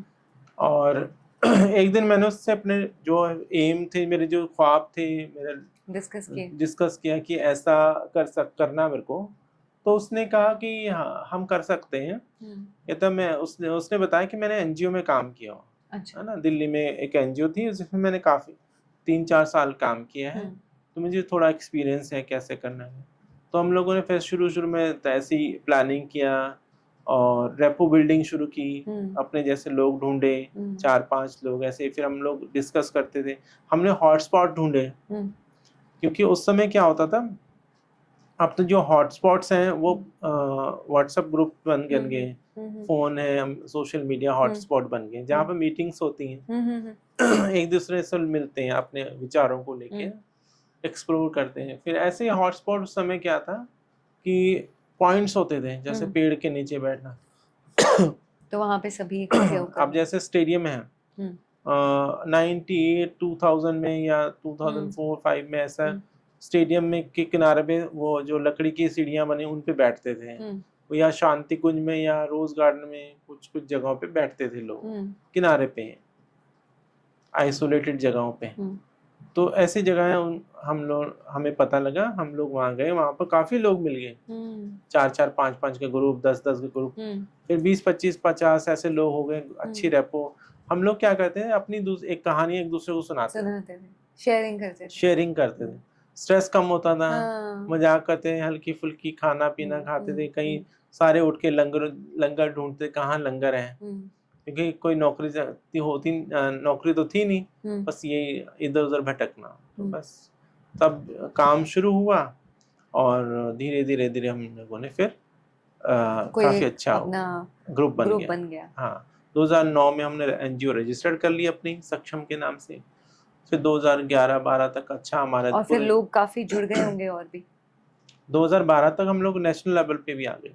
2012 में हमें दिल्ली से इनविटेशन आया, और एक कंसल्टेंसी के लिए, जहाँ पर NALSA, national legal service authority के साथ मिलकर कंसल्टेंसी होनी थी, यूएनडीपी के साथ। अच्छा, हाँ वो मैंने पढ़ा। हाँ, तो उसके बाद फिर ये सब चीजें हुई, और जो सुप्रीम कोर्ट में जब 2014 में, हाँ, उसके लिए बातचीत चल रही थी, और एक कंसल्टेंसी उसी के लिए होनी थी। अच्छा। हाँ, तो उसमें हम लोग 8-9 लोग गए सब, और हमने बोलना था लाइवलीहुड पे। राइट। सबने, पूरे इंडिया से सब लोग आ रखे थे, सबने अपना अपना टॉपिक था, हमारा था लाइवलीहुड पे। तो चंडीगढ़ से हम लोग गए और हम लोगों ने लाइवलीहुड पे बोला आधा घंटा। उसके बाद फिर हम वापस आ गए और फिर हम लोगों ने प्राइड का भी सोचा कि प्राइड करना है चंडीगढ़ में। 2013 में हमने प्राइड किया, 1 फरवरी में फर्स्ट प्राइड थी चंडीगढ़ की। जजमेंट आई धनेश जी जब थोड़ा चेंज हुआ, तो उसके बाद कुछ चेंजेस आपने महसूस किए लाइफ में, या फिर कोई एक्सेप्टेंस लेवल्स क्या लोगों के बदले या नहीं? देखिए चेंजेस तो ओवरनाइट तो नहीं आते नहीं हैं ना। आते। तो 2013 में एक जब हमने प्राइड की, फर्स्ट प्राइड थी जिसको हम अब गर्व उत्सव नाम से हाँ जानते जी। हैं। तो उस समय हमने काफ़ी दिक्कतें हुई हमें परमिशन लेने में भी, यूनिवर्सिटी में भी, क्योंकि हम लोग यूनिवर्सिटी में इसलिए भी करना चाहते थे कि हम लोग यूथ को अवेयर करना चाहते हैं। बाहर तो सभी करते हैं, पूरी दुनिया भर में सड़कों पे जाते हैं, बट हम यूनिवर्सिटी कैंपस में करना चाहते हैं। तो यूनिवर्सिटी कैंपस ने मना कर दिया था और पुलिस ने भी थोड़ा बहुत लेट हमें परमिशन दिया। पंजाब यूनिवर्सिटी ने मना कर दिया क्योंकि उन्होंने कहा कि such kind of activity should not allowed in educational institution. अच्छा। तो हमें मना कर दिया, बट चंडीगढ़ पुलिस ने परमिशन दे दी, सपोर्ट बहुत शॉर्ट नोटिस में हमें उन्होंने दिया, लेकिन दे दिया परमिशन। तो प्राइड हुई और पूरे चंडीगढ़ ने, ट्राई सिटी ने पहली बार, पूरे भारत नहीं कि चंडीगढ़ में प्राइड हुई है। और प्राइड में क्या होता है धनंजय जी? प्राइड में एक्चुअली क्या है कि हमारा जब प्राइड होता है उसमें जेंडर आइडेंटिटी और सेक्सुअलिटीज इस पे हमारा अवेयरनेस रहता है। सोसाइटी में जितने भी हमारी LGBTIQ+ कम्युनिटी के लोग हैं, उसके बारे में बताते हैं। वो आते हैं और अपने होने का, अपने वजूद का हर्षोल्लास मनाते हैं। हालांकि अभी ये काफ़ी कंट्रोवर्शियल भी हो गया है पूरे दुनिया भर में। हम लोग भी इस पे थोड़ा चाहते हैं कि थोड़ा हम कंट्रोल नहीं करना चाहते हैं, बट हम चाहते हैं कि थोड़ा सा समाज को देखकर, समाज के अपने सराउंडिंग देखते हुए थोड़ा सा उसमें बदलाव लाया जाए कि समाज चाहता क्या है। समाज हमारी सेक्सुअलिटी और जेंडर आइडेंटिटी को इसलिए स्वीकार नहीं करना चाहता कि हमारे कपड़े पहनने का स्टाइल या हमारे बिहेवियर, हमारा बोलने का स्टाइल या हम लोग किस तरह से हरकतें करें, इसके कारण हमें एक्सेप्ट नहीं कर। तो हमें थोड़ा सा सोचना पड़ेगा, है ना, कि हमें कहाँ थोड़ा अपने आप को बदलाव लाना है ना। तो कहते हैं ना, ये तो सब लोग जानते हैं कि हम किसी ने बड़ा अच्छा कहा कि थोड़ा नम हो तो ये ज़मीन बड़ी जरखेज है, थोड़ा झुक जाए बिल्कुल, तो जमीन जो है दूसरे का सीना, जो उसका दिल भी पसीज जाता है। तो हमें थोड़ा सा अपने आप को भी देखना होगा कि कहाँ पर हमारे कारण किसी को प्रॉब्लम ना हो, तो हमें थोड़ा सा ठीक हो जाना चाहिए। ठीक तो हम है ही हैं, बट थोड़ा बदलाव लाने के लिए हमें कुछ ना कुछ तो करना पड़े। तो प्राइड हुई, बस सब लोगों ने बड़ा अच्छा एंजॉय किया, सभी लोग आए, इसमें हेट्रोसेक्सुअल लोग भी थे, प्रोफेसर्स थे, स्टूडेंट्स थे। 2014 में 13 के बाद 14 जब आया तो प्राइड हो चुकी थी, और 15 अप्रैल 2014 को ये सुप्रीम कोर्ट का जजमेंट आया और हमें 3rd जेंडर रिकॉग्नाइज किया, NALSA versus union of India and others. तो बड़ी खुशी हुई। मैं मुंबई से आ रही थी, रास्ते में मुझे पता लगा, तो जब मुझे न्यूज़ मिला फ़ोन पे तो मैं उछल पड़ी एकदम से। मैंने कहा वाह, यही हमें चाहिए था। बिल्कुल। और हम लोग इतने सालों से भटक रहे थे अपनी पहचान के लिए, आज हमें अपनी पहचान मिली। तो मैंने कहा ना, ओवरनाइट कुछ नहीं बदलता। बिल्कुल। सुप्रीम कोर्ट ने कहा कि स्टेट को और सेंट्रल गवर्नमेंट को कि आपको 6 महीने के अंदर अंदर आपको जितने भी सामाजिक न्याय की और समता के लिए या इक्वालिटी, इन सब के लिए कम्युनिटी को ऊपर लाना के लिए जो भी आप कर सकते हैं वो करिए। सारे कानून बनाने के जो भी आप कर सकते हैं आप 6 महीने के अंदर अंदर बनाओ, ताकि ये समाज का जो इग्नोर हिस्सा है, आइसोलेटेड, उसको आगे लाया जा सके। हालांकि 6 महीने तो क्या, यहाँ 6 साल 10 साल हो गए, तो इतना कुछ अभी प्रोग्रेस हुआ नहीं जितना होना चाहिए था। अब तो 11 साल हो गए, पर फिर भी इंडिया बहुत प्रोग्रेसिव है। इंडिया में बाकी देशों ने जहाँ पर अमेरिका जैसे या और यूरोपियन कंट्री बहुत आगे बढ़ गए थे, उन्होंने हाथ पीछे खींच लिए। लेकिन इंडिया धीरे धीरे धीरे आगे बढ़ता रहा और उसमें हम लोगों ने बहुत मेहनत किया ना। 2019 तक आते आते पार्लियामेंट के दोनों सदनों में transgender person protection rights bill जो पास हुआ, उसके बाद भी सरकारें काफ़ी, स्टेट गवर्नमेंट ने भी काफ़ी सारी चीज़ें बदलाव लाई हैं, अपने पॉलिसी बनाई है, चंडीगढ़ में भी। तो 2015 में जब मैंने सोचा कि अब मेरे को तो हमें पहचान की कोई मुद्दा नहीं, पहचान मिल चुका है, तो अपने आधार कार्ड, वोटर कार्ड सब मैंने ट्रांस के आइडेंटिटी बना चेंज करना। तो उसके बाद फॉर्म्स वगैरह में कैसे रहता है? वो हमने यूजीसी का फिर जो यूजीसी ने भी ऑर्डर कर दिए थे और हमने यूजीसी गाइडलाइन के अकॉर्डिंग पंजाब यूनिवर्सिटी ने भी थर्ड जेंडर जो है वो उसमें अपने सभी एडमिशन फॉर्म में कर दिए थे। काफ़ी हम लोगों ने भी अवेयरनेस की। मैं अकेली भागती थी हर जगह पे, तो हुआ ये सब। फिर मैंने सभी डेरों में या ट्रांसजेंडर को, वुमेन को कहा पढ़िए, तो सब ने मना कर दिया कि नहीं, हम एक बार जो छूट गई पढ़ाई तो अब दोबारा मुश्किल है। ऊपर से अगर यूनिवर्सिटी गए तो डिस्क्रिमिनेशन होगा, भेदभाव होगा। पहले भी हमारे साथ बहुत हुआ, स्कूल कॉलेज में बुलिंग हैरेसमेंट हुई है, अब दोबारा हम ये सह नहीं सकते। तो सब ने मना कर दिया। तो फिर मैंने काफ़ी ट्राई किया और हिजड़ा समाज में भी, अपने समाज में भी लोगों ने इतना ज़्यादा सपोर्ट नहीं किया। फिर मैंने सोचा कि अब मुझे क्या करना है। मुझे याद आया कि 2016 में जब भी मैं सोचने बैठी तो मुझे याद आया कि 94 में मेरी पढ़ाई छूट गई थी। मैं चाहती थी मैं लॉ करूं, है ना, एमए करूं, लेकिन वो सब हो नहीं पाया। आज मेरे पास मौका है, चाहे वो 20-22 साल लग गए यहाँ तक पहुँचने में, लेकिन मैंने फिर अपना एडमिशन पंजाब यूनिवर्सिटी में 2016 में मेरा एडमिशन हुआ। I became first transgender student of Punjab university. उसके बाद फिर जब एडमिशन हुआ तो तब भी दिक्कतें तो ख़त्म नहीं। वॉशरूम की दिक्कत थी, एक्सेप्टेंस की दिक्कत थी। यूनिवर्सिटी में इतनी जल्दी एक्सेप्टेंस तो थी नहीं। सब लोगों ने हंसी मजाक ये सब करना शुरू किया। वॉशरूम की प्रॉब्लम थी, तो सबसे पहले मैंने वॉशरूम के लिए फाइट किया और पंजाब यूनिवर्सिटी के वाइस चांसलर को हमने लिखा लेटर, और उसमें 23 लाख रुपए बजट पास हुआ। पंजाब यूनिवर्सिटी में 4 जगह वॉशरूम बनने का प्रावधान हुआ, लेकिन चलो बने तो इतने नहीं, लेकिन एक वॉशरूम जो है वो स्टूडेंट सेंटर में बना। अच्छा। स्टूडेंट सेंटर के ट्रांसजेंडर का, तो वो बड़ी खुशी हुई। उसके बाद फिर धीरे धीरे तो एक्सेप्टेंस हर जगह होने लगी, तब वॉशरूम की जरूरत भी नहीं पड़ी, क्योंकि फर्स्ट जो स्टेप होता है उसमें ही सब बड़ी कंफ्यूजन होती है। खुद की कंफ्यूजन भी, खुद का डर भी होता है, लोग भी नहीं एक्सेप्ट करते। लेकिन धीरे धीरे मैं बच्चों के साथ ही रही। मेरा एज गैप भी था, जनरेशन गैप भी समझ लो आप, 40s 45 के हो गए, 45 के हो तो लोग आपको एक्सेप्ट नहीं करेंगे। तो बट मैं सबके साथ मिक्स हो जाती थी। काफ़ी अच्छी वो शुरुआत हुई। उसके बाद एंटी डिस्क्रिमिनेशन सेल बना। अच्छा। फ्री एजुकेशन का लड़ाई लड़ी मैंने, तो फिर कमेटी बनी, फ्री एजुकेशन भी हुआ। सिंडिकेट सेनेट ने फ्री हमें एजुकेशन किया। उसके बाद हॉस्टल का शुरू हुआ लड़ाई।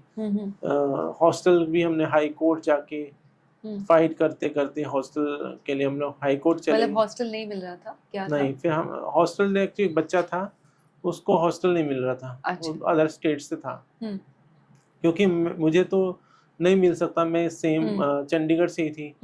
तो जो बाहर से स्टूडेंट हैं उनके लिए तो हॉस्टल बहुत ज़रूरी था। तो हम अपना राइट्स मांग रहे थे, क्योंकि मेल फीमेल के लिए हमारे लिए क्यों नहीं है। जब नई पंजाब यूनिवर्सिटी ने दिया तो हम हाई कोर्ट चले गए।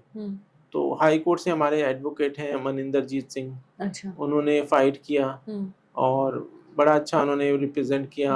हम सब लोग सपोर्ट कर रहे थे उनको भी, सब एक एक चीज बता रहे थे, क्या बोलना हमने, कैसे बोलना, क्योंकि हर एक को पता नहीं होता आइडेंटिटी क्या है, क्या क्या प्रॉब्लम्स हैं, वो सब हम बताते रहे। उन्होंने वही सेम, और उनका अच्छा ज्ञान भी, उन्होंने खूब पढ़ा है ना, पूरा जो एक्ट है उसको पढ़ा, सुप्रीम कोर्ट की जजमेंट को पढ़ा। तो उसके बाद फिर हमारी जीत हुई। हाई कोर्ट ने पंजाब यूनिवर्सिटी को फटकार लगाई और कहा कि आप इनको तुरंत हॉस्टल दो और फ्री हॉस्टल दो। तो हमने तो मांगा हॉस्टल था, उन्होंने फ्री भी करवा दी। तो ये सब चीज़ें लड़ाई लड़ने से ही होता है। फिर एडिशनल सीट्स का भी हुआ, तो पंजाब यूनिवर्सिटी के जो डीन थे DUI और हमारे ह्यूमन राइट्स डिपार्टमेंट के डॉक्टर उपनीत मांगट हैं, और हम सब लोग काफ़ी स्ट्रगल कर रहे थे कि हर एक डिपार्टमेंट में एक सीट एडिशनल सीट्स होनी थी फॉर ट्रांसजेंडर स्टूडेंट्स ना। तो वो मैम जो डीन थे हमारे रुबीना सेठी मैम, तो उन्होंने काफ़ी अच्छा इसको सपोर्ट किया, समझा उन्होंने मेरे को बिठा के 1 घंटे इसको सुनते रहे कैसे क्या क्योंकि एक दिन मैं मिलने गई थी तो उन्होंने कहा कि धनंजय जी आप अभी चाय पियो और अभी हम डिस्कस नहीं करेंगे क्योंकि अभी मेरी बहुत सारी मीटिंग्स हैं, मैं आपसे इसको डिटेल में सुनना चाहती हूँ और इसके लिए आप बताओ टाइम, और मेरे पास भी टाइम हो तो मैं 1 डेढ़ घंटा 2 घंटे आपसे सुनूंगी सब, ताकि मुझे समझ आ जाए, मैं आगे जाके फाइट करूं इसके बारे में, आगे लिखूं। तो हम दोबारा गई मैं, तो सारा डिटेल में उनको बताया और फिर उन्होंने काफ़ी अच्छा उन्होंने फाइल बना के आगे फॉरवर्ड किया, और सिंडिकेट सेनेट में 1 सीट हर एक डिपार्टमेंट एडिशनल सीट रिजर्व होगी। तो ये सब चीज़ें चेंज हुई। एंटी डिस्क्रिमिनेशन सेल दोबारा बना, उस वेबसाइट में उनकी है ये ट्रांसजेंडर के लिए। तो ये सब चीज़ें, मैं ट्रांसजेंडर वेलफेयर बोर्ड का गठन करवाया मैंने पंजाब चंडीगढ़ में, जो कि जिसके जो चेयरपर्सन है वो एडिशनल डिप्टी कमिश्नर हैं, उनके हर 3 महीने में मीटिंग होती है 3 महीने बाद। हालांकि अभी तो बहुत सारी पॉलिसी बननी है, अभी कोई पॉलिसी बनी नहीं है, टाइम लगेगा हर चीज को। जी, क्योंकि एम्प्लॉयमेंट का सबसे बड़ा मुद्दा है, एम्प्लॉयमेंट हो गया, हाउसिंग जो पॉलिसी है वो नहीं है, में जो बेसिक जो हमें चाहिए, बाकी तो चलो ठीक है हम कर लेंगे। सबसे बड़ी बात है कि एजुकेशन, हेल्थ, एम्प्लॉयमेंट और हाउसिंग, ये 4-5 चीजें जो है ना वो जरूरी चाहिए हमें। ये नहीं होगा तो कोई ट्रांस आपसे जुड़ नहीं पाए। आपका बोर्ड कुछ भी नहीं, मतलब अगर जितना भी कोशिश कर ले वो ट्रांस लोगों को जोड़ नहीं पाएगा अपने साथ। एक भी पॉलिसी बनाते हैं तो सारे ट्रांसजेंडर फटाफट आपसे जुड़ जाएंगे। हालांकि अभी फाइट हो रही है, कल मीटिंग है। अच्छा, अभी भी मतलब it continues till date? Yes, अभी कुछ मिला नहीं, बट चलो मतलब उनका बोर्ड में ऑफिस है ट्रांसजेंडर प्रोटेक्शन सेल, उसमें भी हम चाहते थे कि एटलीस्ट आपने सब लोगों को जो हेटेरोसेक्सुअल लोगों को रखा हुआ है, एक भी उसमें ट्रांस नहीं है, तो कम से कम आपका superintendent, clerk, computer operator, counsellor, ये सब आपने मेल रखे हुए, कोई तो एक हो ट्रांसजेंडर बोलने लायक। वैसे तो सारे जो सीट्स हैं वो ट्रांस को मिलनी चाहिए थी, लेकिन एटलीस्ट एक या आधी सीट्स तो हो ना, बोलने लायक हो कि हमारे पास जॉब है। हालांकि वो पक्की जॉब तो है नहीं, DC रेट पे है, लेकिन अभी तक कुछ ऐसा हुआ नहीं है, बस अपनी खाना पूर्ति चल रही है। और मैं स्टेट इलेक्शन डिपार्टमेंट की स्टेट आइकन भी हूँ। अच्छा, तो सब मैं अवेयर करती रहती हूँ। मैं अवेयर भी तब तक कर पाऊंगी ना जब तक लोग जुड़े रहेंगे। लोग जुड़ने के लिए कुछ पॉलिसी होनी चाहिए। हाँ जी, बिल्कुल। अगर आप देखो आपके साथ तभी कोई जुड़ता है कि आप कुछ देने लायक होते हैं। राइट, जब आप कोई मैंने बोर्ड में भी कहा था कि आप हाउसिंग पॉलिसी बना दो, सबको घर दे दो, चाहे 1 रूम का सेट दे दो, आप दे दो 1 रूम, है ना, तो आपके साथ कितने लोग जुड़ जाएंगे, बहुत लोग जुड़ जाएंगे। अभी 10 लोग जोड़ना में बड़ा मुश्किल हो रहा है। जैसे लगेगा कि हाउस मिलने लगे तो सब लोग आपके बहुत लोग जुड़ जाते हैं, तो आपकी पूरी 500, 1000, 2000 लोगों की पूरी टीम बने। तो ये सारी चीजें मैं लगातार कर रही हूँ, activities are going on till date. Yes, अभी तक बस थोड़ा सा मैं हताश हो जाती हूँ कि जब कुछ हो नहीं रहा होता है तो मैं सोचती हूँ कि मुझे मेंबर बन के भी क्या फायदा हुआ। मैंने कहा एटलीस्ट मेरे को ऑनरेरियम तो दिया जाए, आने जाने का खर्चा। बिल्कुल, मैं इतनी दूर से आऊंगी जाऊंगी, आप लोग तो सारे सरकारी लोग हैं, है ना, सब कोई डॉक्टर हैं, कोई IAS ऑफिसर हैं, आपको तो फर्क नहीं पड़ता, लेकिन मेरे जैसे लोग को फर्क पड़ता है। मैं दूर से आऊंगी, एक गरीब इंसान हूँ, अपने बधाई पे जाके पैसा कमा रही हूँ। मैं वही धनंजय जी उसी पॉइंट पे आने लगी थी कि इतनी एजुकेशन, इतने बड़े एक्टिविस्ट, इतनी कंट्रीज में रिप्रेजेंट किया आपने सब कुछ, अपनी कम्युनिटी को, इतने लोग इंस्पायर हो रहे हैं, लेकिन फिर भी अभी जॉब्स नहीं है। अभी भी वो जो बधाई वाला काम है मतलब उसी से आपकी लिविंग चलती है, उसी से लाइवलीहुड चलता है? देखिए मैम, कोई इंसान जो है बड़े शौक से, खुशी से तो नहीं जाता है ना जी। कहीं भी।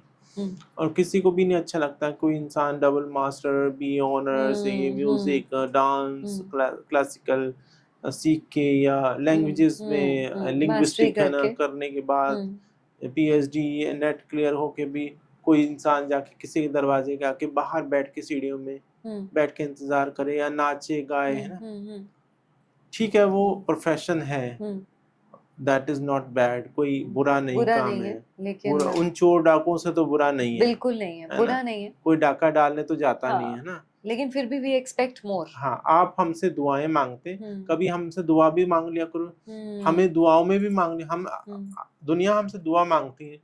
मैं उन लोगों को बोलती हूँ कि कम से कम एक बार, कम से कम हमें अपनी दुआओं में मांग लो कि हमारे घर में भी कोई बच्चा पैदा हो जाए, है ना। तो अगर हमारे जैसे बच्चा पैदा हो गया तो क्या बुरा है।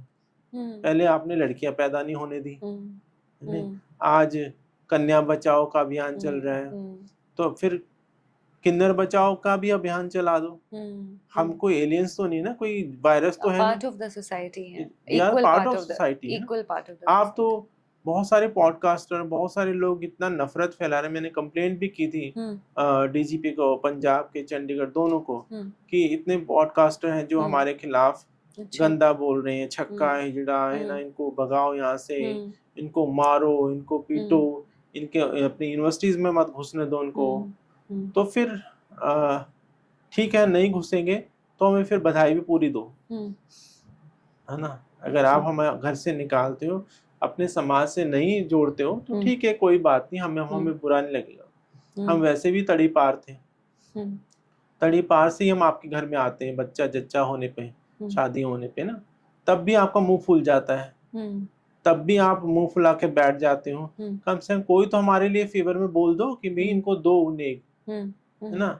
हम अपने गुजारा उसी से करते हैं, आपके लिए 1000 दुआएं करके जाते हैं। हम कुत्ते की तरह हैं, कुत्ता सोचता है मेरा मालिक जिंदा रहे और कॉलोनी बसे, मेरे को रोटी मिले, है ना। एक हिजड़ा भी यही चाहेगा कि मेरे जो जजमान है इनका कुनबा बढ़े, इनके घर खुशियां ही खुशियां आए ताकि मुझे रोटी मिले, है ना। कौन किसको चाहता है। आज पड़ोसी को देख के राजी नहीं है कि इनकी कार आगे मर जाए, कंजर रहता ना, है ना, ये तो डूब के मर जाए, ये बाहर जाने का जहाज क्रैश हो जाए, है ना, जलते मरते। पर हम जैसे किन्नर कभी नहीं चाहते। हम सोचते हैं कि भगवान करे ये बाहर जाए, अच्छा कमाए, पैसा कमाए, इनके जेब में पैसा होगा तभी तो हमें मिलेगा, है ना। कोई किन्नर नहीं चाहता। तो इसीलिए मैं हमेशा ये कहती हूँ कि आप दुआओं में हमें भी मांग लिया करो ना। आप आपका बेटा है, आपको निकाल के बाहर शेल्टर होम में डाल दिया, आपने ओल्ड एज होम में डाल दिए हैं, बेटी ससुराल चले गई है, तो आपको कौन पालेगा। आप ओल्ड एज में जाओगे क्या। हमारे जैसे बच्चे ही तो पालेंगे आपको। आप देखिए, आप सर्वे करिए, कितने बच्चे अपने माँ बाप को पाल रहे हैं। मैंने वो अभी मैं अडॉप्शन वाली बात पर भी आती हूँ। जैसे अडॉप्शन का पढ़ा था मैंने जी, तो पेरेंट्स ने, किसी कपल ने आपको अडॉप्ट किया, अभी 2 साल पहले की बात है। हाँ जी, 3 साल पहले की बात। तो अभी भी वही, जैसे साथ में नहीं रहते, लेकिन आप उनका नाम यूज करते हैं या नहीं यूज करते हैं जी। हाँ, सो वही बात है कि ये तो वही लगाव और उस चीज की बात हो जाती समझ है। को प्यार से रेखा ही बोलते हैं, रेखा, और कहते हैं बड़ा लंबा नाम। पंजाबी जट फैमिली से है ना, चाहल फैमिली है। दलबारा सिंह, सरदार दलबारा सिंह चाहल और शमशेर कौर चाहल, उनकी पूरी फैमिली, और इधर डॉक्टर समीरा कोसर, उनकी पूरी फैमिली, प्राचीन कला केंद्र के सब लोग हमें बहुत प्यार करते हैं। ऐसा नहीं कि नफरत कर, बस हमारी मजबूरी थी वहां से जाने के लिए, क्योंकि हमारा जो फूड ट्रक था वो जीरकपुर में था, तो हम वहां से यहाँ शिफ्ट हो गए। डेली तो हम आना जाना बड़ा मुश्किल था, पास में कोई इमरजेंसी पड़ जाती थी तो इतनी दूर से आधा 1 घंटा हम लोग नहीं आ सकते, तो इसलिए हम लोग वहाँ से यहाँ आ गए। फूड ट्रक का बताएंगे थोड़ा सा धनंजय जी, आपने कब खोला था ये? फूड ट्रक हमारे को आयुष्मान खुराना जी ने दिया था। हाँ जी, डोनेट किया था, तो खुद भी आए थे इनॉग्रेशन में पिछले साल। हमने बड़ी चाहत से, बड़ी उम्मीदों से, बड़ी उम्मीदें थी हमारे को, ख्वाहिशें लेके हम लोगों को फूड ट्रक शुरू किया। हालांकि उसमें बड़ी दिक्कतें आई, और 1.5-2 साल तक तो वैसे ही वो धूप में, गर्मी में, हाँ। बारिश में खड़ा रहा, क्योंकि ना तो चंडीगढ़ गवर्नमेंट ने परमिशन दी उसको लगाने की, ना ही मोहाली में। तो हर जगह हम लोग भटकते रहे उसको परमिशन के लिए, एटलीस्ट हमें कोई जगह दे दो जहाँ पर हम इसको खड़ा कर सकें। आपने सारे कहते हैं हमारे पास पॉलिसी नहीं है। पॉलिसी नहीं तो नाव बनाओ, कौन बनाएगा पॉलिसी ना? सुप्रीम कोर्ट ने यही तो कहा था कि you have to make a policy, state और सेंट्रल गवर्नमेंट को, कि इनको आगे लाने के लिए जो भी पॉलिसी बन सकती बनाओ, है ना? पार्लियामेंट का बिल भी पास हुआ, उसमें भी यही कि इनको आगे लेके आना है। आप एक इंसान को आगे लाते हैं जिसने इतना सारा काम किया, आप रोल मॉडल पैदा करते हैं। बिल्कुल। किसने कहा था आपको? किसने रोका आपने, ना? रोल मॉडल पैदा करते हैं। एक लड़की थी ट्रांसजेंडर वुमेन साउथ इंडिया में, तमिलनाडु में, याशिनी है ना करके, उसने पुलिस में भर्ती होने के लिए अप्लाई किया। सब कुछ हो गया, उसका पास हो गई सब। बस जब वो फिजिकल उसका हो रहा था रेस में, उसको 2 सेकंड पीछे रह गई भागते हुए, और उसको निकाल दिया। कोर्ट में मामला गया तो कोर्ट ने उनको फटकार लगाई, पुलिस को, जो सिलेक्शन बोर्ड था। अच्छा। कि भाई वो 2 सेकंड ही तो पीछे रही है, वो तो हजारों सालों से पीछे थे। आपको तो रोल मॉडल पैदा करने चाहिए थे। आप एक इंसान को आगे लाते तो हजारों लोग आपके पीछे पीछे आते हैं ना। आज बहुत सारे लोग पुलिस में हैं, तमिलनाडु में ही। तो तमिलनाडु में ही सबसे पहली पॉलिसी बनी थी 2007 में। अच्छा, है ना? अरवानी बोर्ड बनी थी। अरवानी हम इसी को बोलते हैं, ट्रांस को। वहाँ पे थिरुनंबी, थिरुनंगई, अरवानी सब किन्नरों को ही बोला जाता है। तो ये जो हमें सरकार को तो पॉलिसी बनानी चाहिए। आज हमें यहाँ पर पंजाब यूनिवर्सिटी में खड़ा होता फूड ट्रक स्टूडेंट सेंटर में, या फिर सेक्टर 17 में खड़ा होता, आईटी पार्क में खड़ा होता, या लेक पे खड़ा होता, तो क्या इतनी शान खत्म हो जाती चंडीगढ़ की, या शान और शौकत में कमी आ जाती? उल्टा पूरी दुनिया में अच्छा नाम होता चंडीगढ़ के, देखो ट्रांस लोगों को। बिल्कुल। और मेरे कारण ही पंजाब यूनिवर्सिटी का बहुत नाम भी हुआ है। मेरा एडमिशन जब हुआ 2016 में, तो पूरी दुनिया में खबर गई है कि कोई इंसान है जो थर्ड जेंडर, उसने एडमिशन लिया पहली बार। तो पंजाब यूनिवर्सिटी के, तो पंजाब से तो पूरी दुनिया में लोग रहते हैं। उन्होंने बहुत तारीफ की पंजाब यूनिवर्सिटी की। तो उसके बाद मेरे ऊपर फिल्म डॉक्यूमेंट्री बनी है, एडमिटेड, और जयश्री शर्मा ने बनाई, 2 घंटे की है, जो कि यूट्यूब पे अवेलेबल है। एडमिटेड उसका नाम है। तो उसको राष्ट्रपति अवार्ड मिला है। क्या बात है ना? उनको ओजस्वी शर्मा को मिला, उनके डायरेक्शन में। लाइफ मेरी थी, जिंदगी मेरी, कहानी मेरी है, एडमिटेड के नाम से। हाँ जी। जब वो राष्ट्रपति भवन में पीछे बहुत बड़ी स्क्रीन थी, पूरा हॉल भरा हुआ था, तो वहाँ पर मेरा स्क्रीन, मतलब शॉर्ट जो एक होता है ना, क्या बोलते हैं, ट्रेलर जैसा, उसमें मेरी फोटो थी, और बड़ा अच्छा लग रहा था कि मेरा नाम ले रहे हैं, है ना? बेशक अवार्ड लेने वाले डायरेक्टर थे, लेकिन खुद को भी तो प्राउड फील होता है कि मेरी लाइफ पे है ना। श्याम बेनेगल जो थे, अब तो उनकी डेथ हो गई है। उन्होंने, वो ज्यूरी में थे, उन्होंने कहा कि I have seen first time कोई ऐसी मूवी ट्रांसजेंडर की जिसमें एक भी ताली नहीं बजी। अच्छा, है ना? तो उस पे एक भी ताली का कोई आवाज नहीं है। जाके ठप ठप की तालियां बजाने, कोई भीख मांगते हुए, कुछ सड़क पे खड़े, वो टोटली और प्योरली वो एजुकेशन के ऊपर था सारा। वो जो था सेंट्रल जो थी, वो पंजाब यूनिवर्सिटी थी। पंजाब यूनिवर्सिटी को फिर उस फिल्म से भी तो नाम हुआ ना हर जगह। तो यूनिवर्सिटी को चाहिए मुझे सपोर्ट करते हैं, मुझे प्रमोट करते हैं। चंडीगढ़ गवर्नमेंट को चाहिए था कि मुझे प्रमोट करते, मुझे स्टेट अवार्ड दिलाते, मुझे राष्ट्रपति में मेरा नाम भेजते। मेरा वैसे एडमिटेड को मिला अवार्ड, मुझे तो नहीं मिला। लाइफ मेरी थी, मेरी जिंदगी के ऊपर बना है, पर मुझे नहीं पूछा गया, है ना? मतलब मुझे तो अवार्ड नहीं मिला ना। और मुझे खुशी है कि चलो किसी को भी मिला है, पर स्टेट गवर्नमेंट को चाहिए, पंजाब यूनिवर्सिटी को चाहिए था कि मेरा नाम आगे प्रमोट करते कहीं और किसी अवार्ड में। मैंने देखे जिन्होंने थोड़ा सा भी काम किया उनको पद्मश्री अवार्ड मिला, चाहे उन्होंने किया भी नहीं होगा, बस वो सारी जिंदगी पॉलिटिक्स में रहे, उनको पद्मश्री मिल गया। अब कौन सा अच्छा काम किया ये भी नहीं किसी को पता है। एटलीस्ट मेरा काम तो सबको पता है ना। आप नहीं है तो जाके देखिए सब पूरे चंडीगढ़ में तो ये जो चीजें हैं ये तो स्टेट गवर्नमेंट को सोचना चाहिए या यूनिवर्सिटी को। तो आज मैं सारे दिन धक्के खा रही हूँ, है ना, और मैंने वो सारे दरवाजे बंद कर दिए। आप मुझे सोचते थे रोल मॉडल, कौन सा रोल मॉडल मैं बनूं, है ना, जिंदगी में पेट भी तो भरना है ना, उस पेट भरने के लिए फिर लोगों के दरवाजे पे जाना है ना।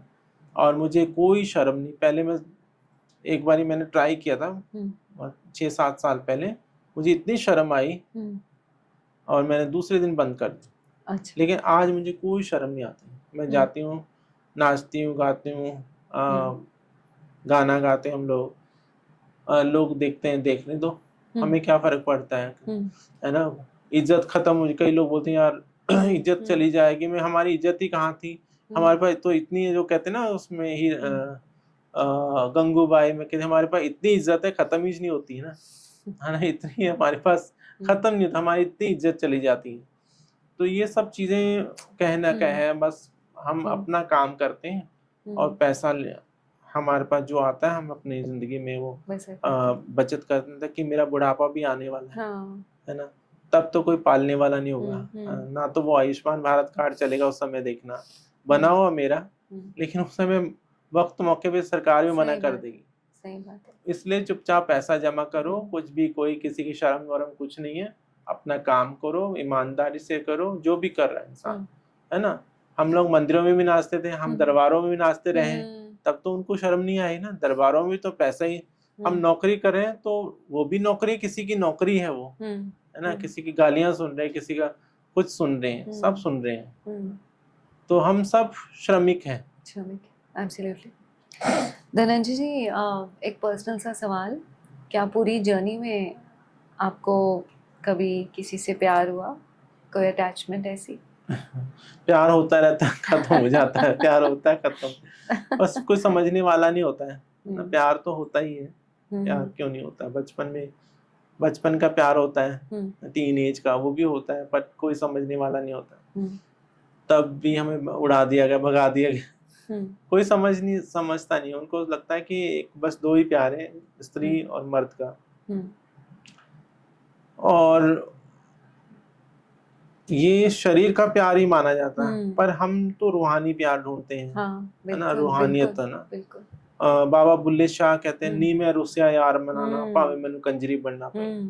ना तो कोई बाबा बुल्ले शाह बनता है, ना कोई शाह इनायत, है ना तो माधोलाल है, ना शाह हुसैन है, और ना कोई फकीर बनता है, बस ना कोई लैला है, ना मजनू है, सब व्यापार है। जब तक जिसकी जरूरत है तब तक देखता है, जब वो आगे बढ़ जाता है पीछे छोड़ देता है। इसलिए मैं प्रैक्टिकल हो गई बहुत ज्यादा, तो मुझे कोई फर्क नहीं पड़ता। अब प्रेम है, उमड़ता है, उसको बस बांध के रखा हुआ, क्योंकि हमें पता है कि हमसे कोई प्रेम करने वाला नहीं है। कितना कोई चिल्लाएगा कोई। आपके पार्टनर है? मेरा पार्टनर है, वो भी ट्रांस मेल है, बस वो अपने काम कर रहे हैं, मैं अपना काम कर रहा हूँ। मैं अपनी जिंदगी में जुड़ी हूँ, हाँ जी, साथ में रहते हैं। मैं अपनी जिंदगी में बस अपनी जो मुश्किलें हैं उसमें कश्मकश में गुजर, क्योंकि हर इंसान अपनी जिंदगी से लड़ रहा है। बिल्कुल। मैं अपनी परेशानियों से, अपनी मुसीबतों, अपनी हर चीज से लड़ रही हूँ, क्योंकि मुझे सिक्योरिटी, मतलब मुझे लगता है कि भविष्य में मेरे लिए कोई सिक्योरिटी नहीं है। कल को कोई छोड़ जाए, है ना, क्या पता कुछ, है ना। आजकल पति पत्नी का संबंध ही परमानेंट नहीं है, कब कौन किसका रास्ते में धोखा दे दे, तो इसलिए सबको अपने पैरों पे खड़ा होना जरूरी है। तो आपने क्या प्रैक्टिकली शादी की है उनसे? नहीं, शादी नहीं है, बस दिलों का है। अच्छा। हमारे जिस्मानी कोई संबंध नहीं है। अच्छा। ऐसा जिस्म का कोई संबंध नहीं है, क्योंकि वो ट्रांस मेल है, मैं ट्रांस फीमेल हूँ। मेरी भी सर्जरी हुई है, उनका तो फीमेल बॉडी थी, तो उनका हाँ काफी हद तक तो उनकी सारी सर्जरी हो चुकी है। अच्छा। बस बॉटम सर्जरी रहती है। अच्छा। तो ऐसा सुख तो हम कर नहीं सकते हैं कि जैसा बाकी दुनिया में मेल फीमेल करते हैं। हमारा जो संबंध है सिर्फ एक रूहानी है, रूहानियत होना, साथ है एक दूसरे का, साथ सपोर्ट रहते हैं, सिस्टम है। सपोर्ट सिस्टम है। हम्म, कई लोग सोचते हैं पता नहीं क्या करते होंगे बेडरूम में, ऐसा कुछ नहीं हमारा। हम्म, हम लोग बस सपोर्ट ढूंढ रहे हैं एक दूसरे में। हम्म, फादर का प्यार कभी ऐसा नहीं रहा कि वो अपनी जगह सही थे, हम्म, क्योंकि उनको समाज का दिखता था कि समाज में मुझे मैं एक राजपूत परिवार से हूँ, तो उनको लगता था कि मैं उनकी शान खत्म ना हो जाए। उनको लोग बोलते तुम्हारा बेटा ऐसा है, तुम्हारा क्यों ऐसा है ना? 100 सवाल हैं, 100 जवाब होंगे, वो जवाब भी नहीं उनके पास थे, तो उनको बड़ा गुस्सा आता था। तो ये चीजें हैं, वो सारी जिंदगी ऐसे ही रहा। फिर लास्ट में जब उनकी डेथ हुई 2021 में, तो तब मैं साथ में ही थी, तो मरते हुए पीजीआई में उनकी डेथ हो गई थी। तो मरते हुए तो मैं उनके पास थी, तो उनका कि तुम अपना जिंदगी जी लेना जैसा भी जीना, पर अपनी माता का ध्यान रखना, मम्मी को मत छोड़ना। तो मैंने कहा अब तो क्या जिंदगी जीऊंगी मैं, है ना, 55 साल की हो गई, 50-55 साल की, अब क्या जीना है। जब जीना था तब, अब तो मेरी इतनी सारी प्रॉब्लम है ना, बैक प्रॉब्लम है। तो फादर की डेथ हो गई, उसके बाद जो इंसान बोलता है इनको बोलना कि मेरी जो अर्थी मत करना, कंधा मत लगाना, या अग्नि मत देना, तो देना तो मुझे ही पड़ा, है ना। तो ये तो आई वॉज वेरी लक्की। वो भी लक्की है कि कोई एक किन्नर ही, एक ट्रांसजेंडर है ना, वो आपकी अस्थि या आपको अग्नि दे रहा है ना। दूसरा फिर जब मैं अस्थियाँ लेने गई, उनकी फूल लेने गई, तो वहाँ पर जो ब्राह्मण था वो, उनको पैसा देना होता है जी। तो जब उसने देखा मुझे, तो उसने पैसे नहीं लिए। अच्छा। उसको बड़ा अच्छा लगा कि कोई एक किन्नर जो है ना, वो अपने पिता की अवस्थियों को लेके जा रहा है। ऐसा बहुत तो रेयर ही आप होता। नरेंद्र जी, आपके बहन भाई? मेरे भाई था, उसकी डेथ हो गई थी। अच्छा। मेरी सिस्टर है, वो मैरिड है। मेरी फैमिली में एक्सेप्टेंस तो है, बट दिखावा के लिए, क्योंकि सबको अपना इज्जत का रहता है कि कोई लोग क्या बोलेंगे, तुम बाल काट दो, तुम ये नाक वाला वो निकाल दो, कान मत पहनो, ये मत करो, वो मत करो, ऐसा मत करो। बट वो जिंदगी मेरे को नकली लगती है सब। जब जो चीज आप कर नहीं सकते हो, जिसके लिए आप बने ही नहीं हो, है ना, मुझे लगता है मैं कंफर्टेबल हूँ अभी। जब मेरी सर्जरी होगी तो मुझे लगा कि अरे मैं कितना कंफर्टेबल अपने आप फील कर रही हूँ। दुनिया ਜਦੋਂ ਅਸੀਂ ਮੁੰਡੇ ਸੀਗੇ ਦੁਨੀਆ ਦੀ ਨਜ਼ਰ में, तो कहता छक्का है जड़ा जनानी जनानी, है ना, सारे जनानी जनानी का। और जब हम जनानी हो गए तो कहते था तो तुम आदमी।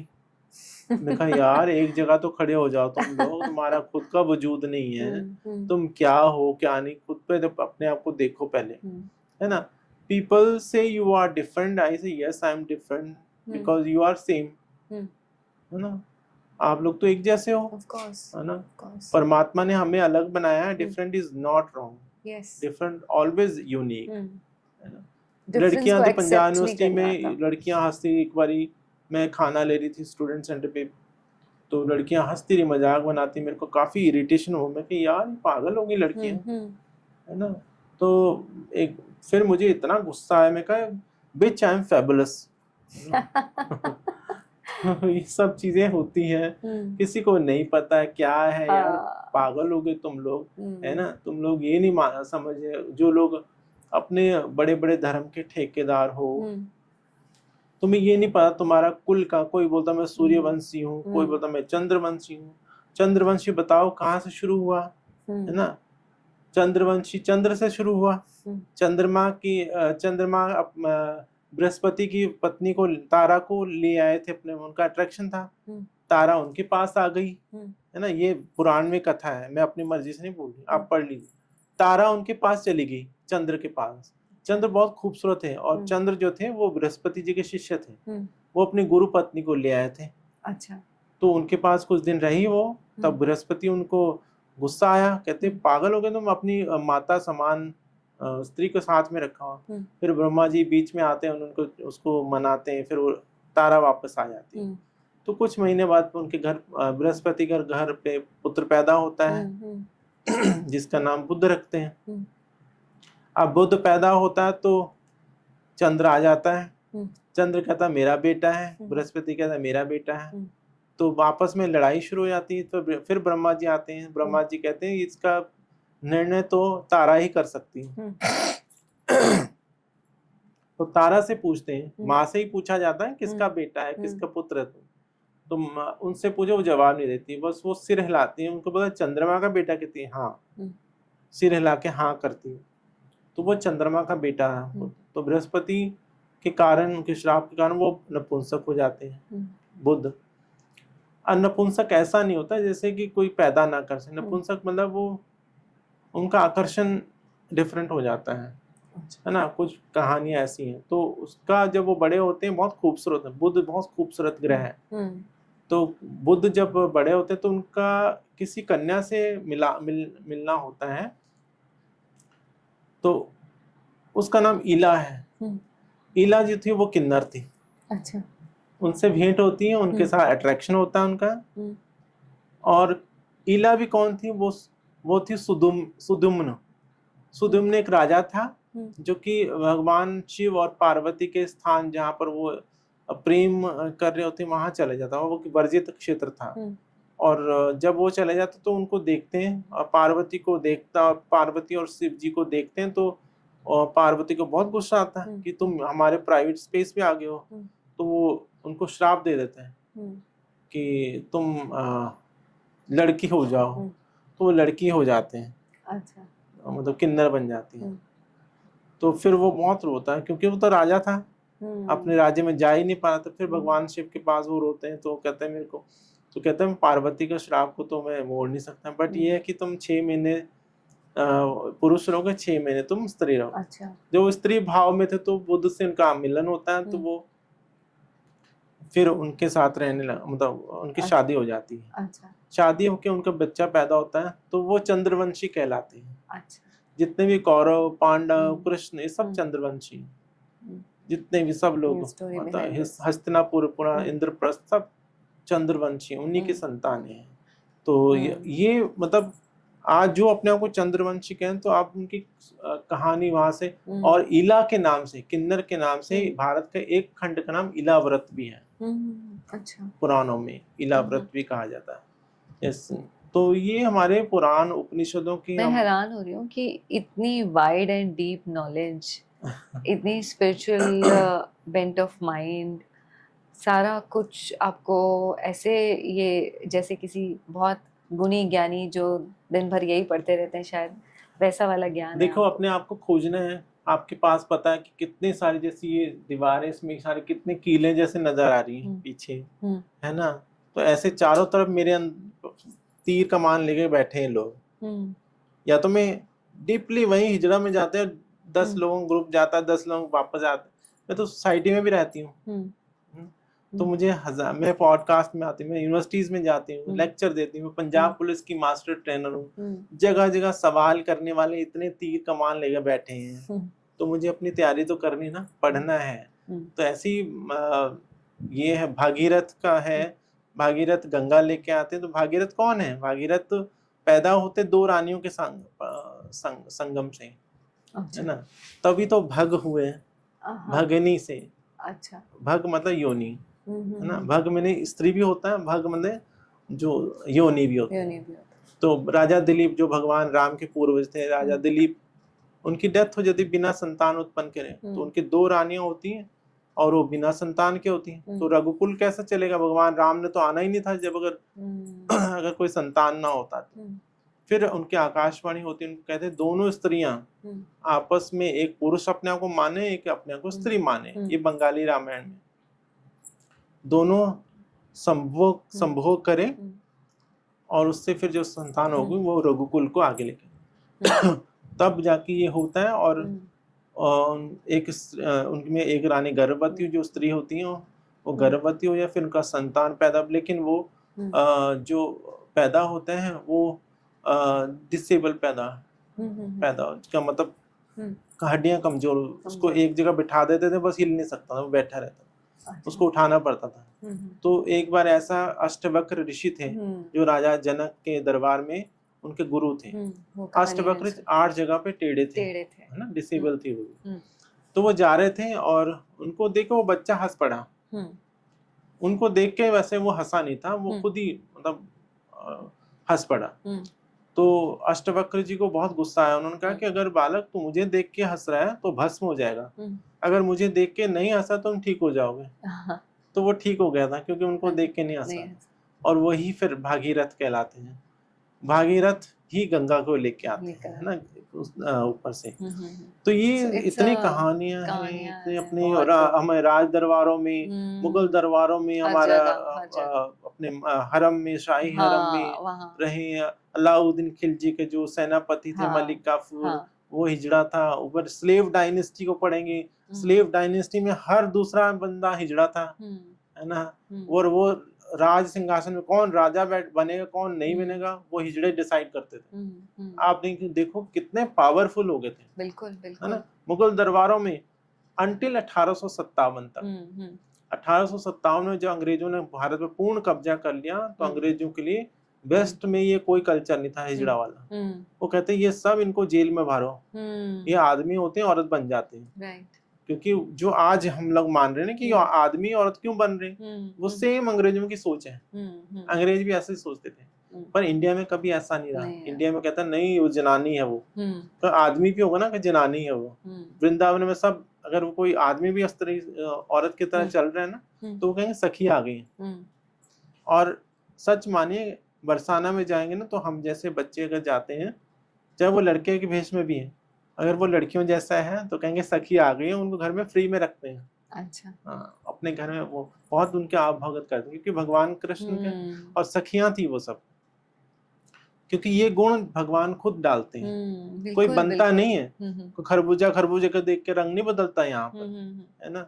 और किसी को कोई शौक नहीं कि वो साड़ी पहन के इतना बदतमीजियां सहे, है ना, घर से निकल जाए, घर से बेदखल हो जाए। किसको शौक है? कौन आदमी को बोलो वो 1 इंच जमीन के लिए मार काट कर देते हैं। आप सोचो गांव देहातों में जाओ, जट्टों में, या सॉरी टू से मतलब फैमिलीज में होता है, हाँ जी, है ना, कि वो 1-1 इंच के लिए लड़ पड़ते हैं। बिल्कुल बिल्कुल। हम तो अपनी जमीन छोड़ के आ गए हैं, सिर्फ किस लिए कि हम जो भगवान ने हमें जैसा बनाया उसको बनने के, हम थोड़ा सा उसमें ऐड कर देते हैं कि आज की साइंस टेक्नोलॉजी के अनुसार हम उसको थोड़ा सा बदलाव लाके उसमें और खूबसूरत बन जाते हैं। यही मैं पूछने लगी थी कि ये जो हार्मोन रिप्लेसमेंट थेरेपी होती है, इसमें कैसे धनंजय जी क्या क्या चेंजेस आते हैं बॉडी में, और मतलब जेनाइटल्स चेंज होते हैं, मतलब क्या होता है इसमें कि सिर्फ हार्मोन्स ही हमारे चेंज होते हैं? चेंज ये नहीं कि जाके जाके सीधा बकरा हलाल हो जाए, ऐसा कुछ नहीं है। इट्स प्रॉपर एक ट्रीटमेंट या कह लो प्रोसेस है। ठीक है। प्रॉपर प्रोसेस है जिसमें सबसे पहले तो साइकोलॉजिस्ट, साइकेट्रिस्ट वो सेशन लेते हैं, काउंसलिंग होती है। ठीक है। साइकेट्रिस्ट डिसाइड करते हैं कि ये सचमुच ही वो फील कर रहा है कि नहीं कर रहा है। अच्छा। या कोई इन्फ्लुएंस्ड हो गया ना, ऐसे कि मैं किसी को देख, जैसे आप कह रहे हैं कि आजकल बहुत सारे इन्फ्लुएंस्ड भी होते हैं, और वो साइकेट्रिस्ट के पास डिसाइड होगा कि कितने 5 सेशन बाद या 10 सेशन, जितने सेशन उसको लगेगा मैं सेटिस्फाइड नहीं हूँ, तब तक वो सेशन करते हैं। वो बचपन से एक चीज नोट करते हैं, कहानी सुनता है ना, कहानी सुन के वो नोट करते हैं कहाँ पर इसको लगा कि ये पुरुष मान रहा था या स्त्री मान रहा है, या बचपन से अपने को स्त्री मानता आ रहा है। वो सारे नोट के, मेरे साथ भी ऐसा है, डॉक्टर ने एक एक चीज नोट की, लास्ट में वो डिसाइड कर कि जेंडर डिस्फोरिया। अच्छा। है ना, GD certificate gender dysphoria, right, है ना। तो पहले जीआईडी जेंडर आइडेंटिटी डिसऑर्डर बोलते थे, पर डिसऑर्डर नहीं है अब, इसको ये भी हटा दिया, अब डिस्फोरिया बोलते हैं इसको। ठीक है। फिर डॉक्टर सर्टिफिकेट देता, सर्टिफाइड, अच्छा, इसको डिस्फोरिया है, और फिर वो एंडोक्रिनोलॉजिस्ट के पास जाते हैं। अच्छा। एंडोक्रिनोलॉजिस्ट के पास जाने के बाद वहां पर सारे टेस्ट होते हैं बॉडी के, पूरा जितने भी 15-20 टेस्ट होंगे, सब होंगे, बोन टेस्ट, जितने भी हार्मोन्स के सब। उसके बाद फिर HRT शुरू होती है। अच्छा। कहीं कभी ये ना हो ना शुगर है किसी को या बीपी हाँ। होगा, तो वो सब चीज़ों को देखना पड़ता है। हम्म, कोई और हेरिडिटरी कोई बीमारी पहले से आ रही है, कोई हम्म। और चीज़ है, तो वो सारे पहले देख के, फिर क्योंकि उसके कोई बाद चीज़ स्टार्ट आपको होती है। डाल रहे हैं, हम्म। मेडिसिन दे रहे हैं, तो उससे कोई साइड इफेक्ट ना हो। पेनफुल रहती है? नहीं, पेनफुल नहीं। नहीं होती। तो उसमें फिर हार्मोन्स रिप्लेसमेंट थेरेपी, जिसको ट्रांस मेल को टेस्टोस्टेरोन दिया जाता है और इंजेक्शन, और ट्रांस वुमन को एस्ट्रोजन, राइट। प्रोजेनो ये एस्ट्रोजन दिया जाता है। हम्म। तो वो जब लेना शुरू करते हैं, उसमें फेमिनिस्ट मतलब फेमिनाइन बॉडी बनना शुरू हो जाती है धीरे धीरे। चेंजेस आने उसको start हो लगता है कि मेरा चीज़ें ये सब बहुत श्रिंक होने लगे। जाते। अच्छा, ट्रांस मिल में श्रिंक नहीं होती है, वाइड होती है ना, फैलने लगता है। फैलने लगती है, वो ताकतवर हो जाते हैं। ठीक है। किसी ट्रांस मिल का हाथ पकड़ो तो ऐसा लगा आदमी जैसा हम्म, है ना। और ट्रांस वुमन का लगा भाई मेरा हाथ नाजुक हो जाते हैं, है ना, हड्डियां पतली हो जाती हैं। तो सारी चीज पर ये साल साल में पूरा एक प्रोटोकॉल है, चेक होता रहता है। अच्छा, फिर से करवाना पड़ेगा ऐसा कुछ? प्रोटोकॉल, सॉरी, प्रोटोकॉल्स मतलब बीच प्रोटोकॉल में है, एक बार जाना पड़ता है। क्योंकि सारा कुछ देखना पड़ता है कि अगर ब्रेस्ट बड़ी हो रही है, उसमें कोई गांठ तो नहीं बन गई, कोई अच्छा। ऐसा कैंसर का कोई प्रॉब्लम तो नहीं आ रहा है, कुछ हम्म। ट्यूमर तो नहीं हो गया, कुछ बहुत सारी चीजें डॉक्टर खुद देखते हैं ना। वो सब होके उसके बाद फिर साथ साथ में उसका लेजर ट्रीटमेंट भी चल रहा होता है। अच्छा, वो हेयर रिमूवल। हेयर रिमूवल का ना, अच्छा। लेजर का, या और उसको ट्रीटमेंट ले रहे हैं, तो वो सारा चलता रहता है, खर्चीला तो चीजें ये हैं। क्या है प्रोसेस इसका, मतलब आई मीन कितना मनी इन्वॉल्व है इंडिया में? डिपेंड करता है, देखो डॉक्टर टू डॉक्टर है, कोई डॉक्टर ज़्यादा भी लेते हैं, कम भी, अच्छा डॉक्टर है तो वो बहुत ज़्यादा पैसे लेते हैं, डिपेंड करता है उसकी प्रैक्टिस पे भी। अच्छा। और दिल्ली में बहुत सारे डॉक्टर हैं जो काफ़ी कॉस्टली भी हैं, कोई सस्ते वाले भी हैं, तो ये चीज़ें हैं। उसके बाद फिर फाइनली जब साल, 1.5 साल, 2 साल लगेगा कि हाँ अभी सर्जरी का टाइम आ गया है, सब चीज़ें, उसको लगा कि ड्रेस भी पहनना होगा, है ना, कि फीमेल कपड़े पहनने का ऑकवर्ड तो नहीं फील कर रहा है बच्चा, डर के मारे वापस आना चाहता, नहीं मुझे मैं नहीं पहन सकता हूँ ये, क्योंकि समाज चेंज में, हो गया एकदम से। समाज में मैं एक्सेप्ट नहीं कर पा रहा हूँ। एक्सेप्टेंस नहीं होती। फिर डॉक्टर स्टॉप कर देते हैं कि नहीं आपको फिर वही रहो, है ना। तो फिर अगर लगा कि बच्चा बहुत स्टबन है, ढीठ है, कि उसने औरत ही बनना है, तो फिर सर्जरी हो जाती है। सर्जरी के बाद उसे वजाइना कंस्ट्रक्ट होती है। अच्छा। जिसको फिर ब्रेस्ट और बड़ी चाहिए तो फिर वो ब्रेस्ट जो है वो सिलिकॉन्स जो है वो बड़ी करती है। पूरी दुनिया में फीमेल भी करवाती हैं, हाँ जी, ऐसा नहीं कि बिल्कुल। सिर्फ ट्रांस वुमेन, फीमेल भी करवाती ये हैं। तो आप हाँ, पूरा सर्जरीज का, कॉस्मेटिक सर्जरीज। तो ये सारी चीजें पुराने जमाने में अलग होता था। पुराने जमाने में हिजड़ा लोग, दाई माँ के, जो दाई माँ होती थी, वो हिजड़ा लोग ही होते थे, वो लोग रिमूव करते थे चाकू से। अच्छा। हाँ, तो अगर वो भी स्ट्रांग बंदा चाहिए, जो इंसान, कोई इंसान है ना, मेरे को आज मुझे करवाना ही है, मुझे लड़की होना है, मुझे हिजड़ा होना, तो उसके लिए बहुत स्ट्रांग इंसान चाहिए, क्योंकि उसमें कोई एनेस्थीसिया नहीं दिया जाएगा। वो तो सिर्फ उसको ताड़ी पिला के या शराब का नशा इस तरह करके जंगल में लेके जाते हैं, 2-4 लोग साथ में जाते हैं, उसको पकड़ के हाथ पैर पकड़ के उसके नीचे से उसका जेनाइटल जो है वो चाकू से रिमूव कर देते हैं। और खड़ा ही रखते हैं ताकि खून निकल जाए सारा। अच्छा। ऐसा माना जाता है, अंधविश्वास एक तरह से, या माता की ऐसा, क्योंकि वो निकल आते हैं उसमें से। आप सोचिए किसी का खून निकल रहा है तो कैसे बचेगा वो। मोस्टली तो वो खड्डा भी खोद देते हैं, कब्र, कि मर गया तो वहां दफना देते हैं। अच्छा। तो जो बच गए वो फिर मतलब ऐसे डिवाइन, निर्वाण बोलते हैं उसको। अच्छा, ऐसे होता था पुराने जमाने में। निर्वाण मतलब वो अपनी जिंदगी से लड़ के बाहर आया, डिवाइन पावर। वैसे तो सभी को अभी डिवाइन पावर वाले बोलते हैं। मैं डिवाइन पावर पे ही आने लगी थी कि जो आपकी जैसे ऑस्पिशियस ओकेजन्स पे हमेशा आपको बुलाया जाता है, आपसे दुआएं ली जाती हैं, और हमेशा हमने देखा भी है कि इन दुआओं में बहुत ज़्यादा असर भी होता है जी।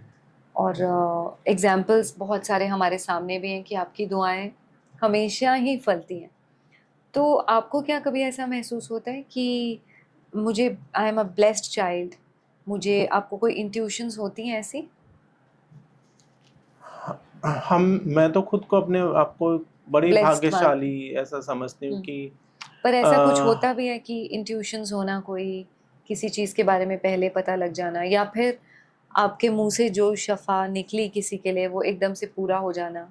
ऐसा देखो, वो हमेशा नहीं होता ऐसा। हम्म। जब लगता है कि सच्ची श्रद्धा है किसी की, जी। है ना, किन्नरों के, कई लोग सिर्फ मतलब के लिए आते हैं, हम्म। उसके बाद वो गाली भी देते हैं, हम्म। चल आज चंगा हो गए, थो निकल गए, हम्म। है ना, आज इनको भगाओ यहाँ से, हम्म। है ना। जैसे कई बार हम जाते हैं, लोग अंदर ही नहीं घुसने देते हैं, हाँ जी।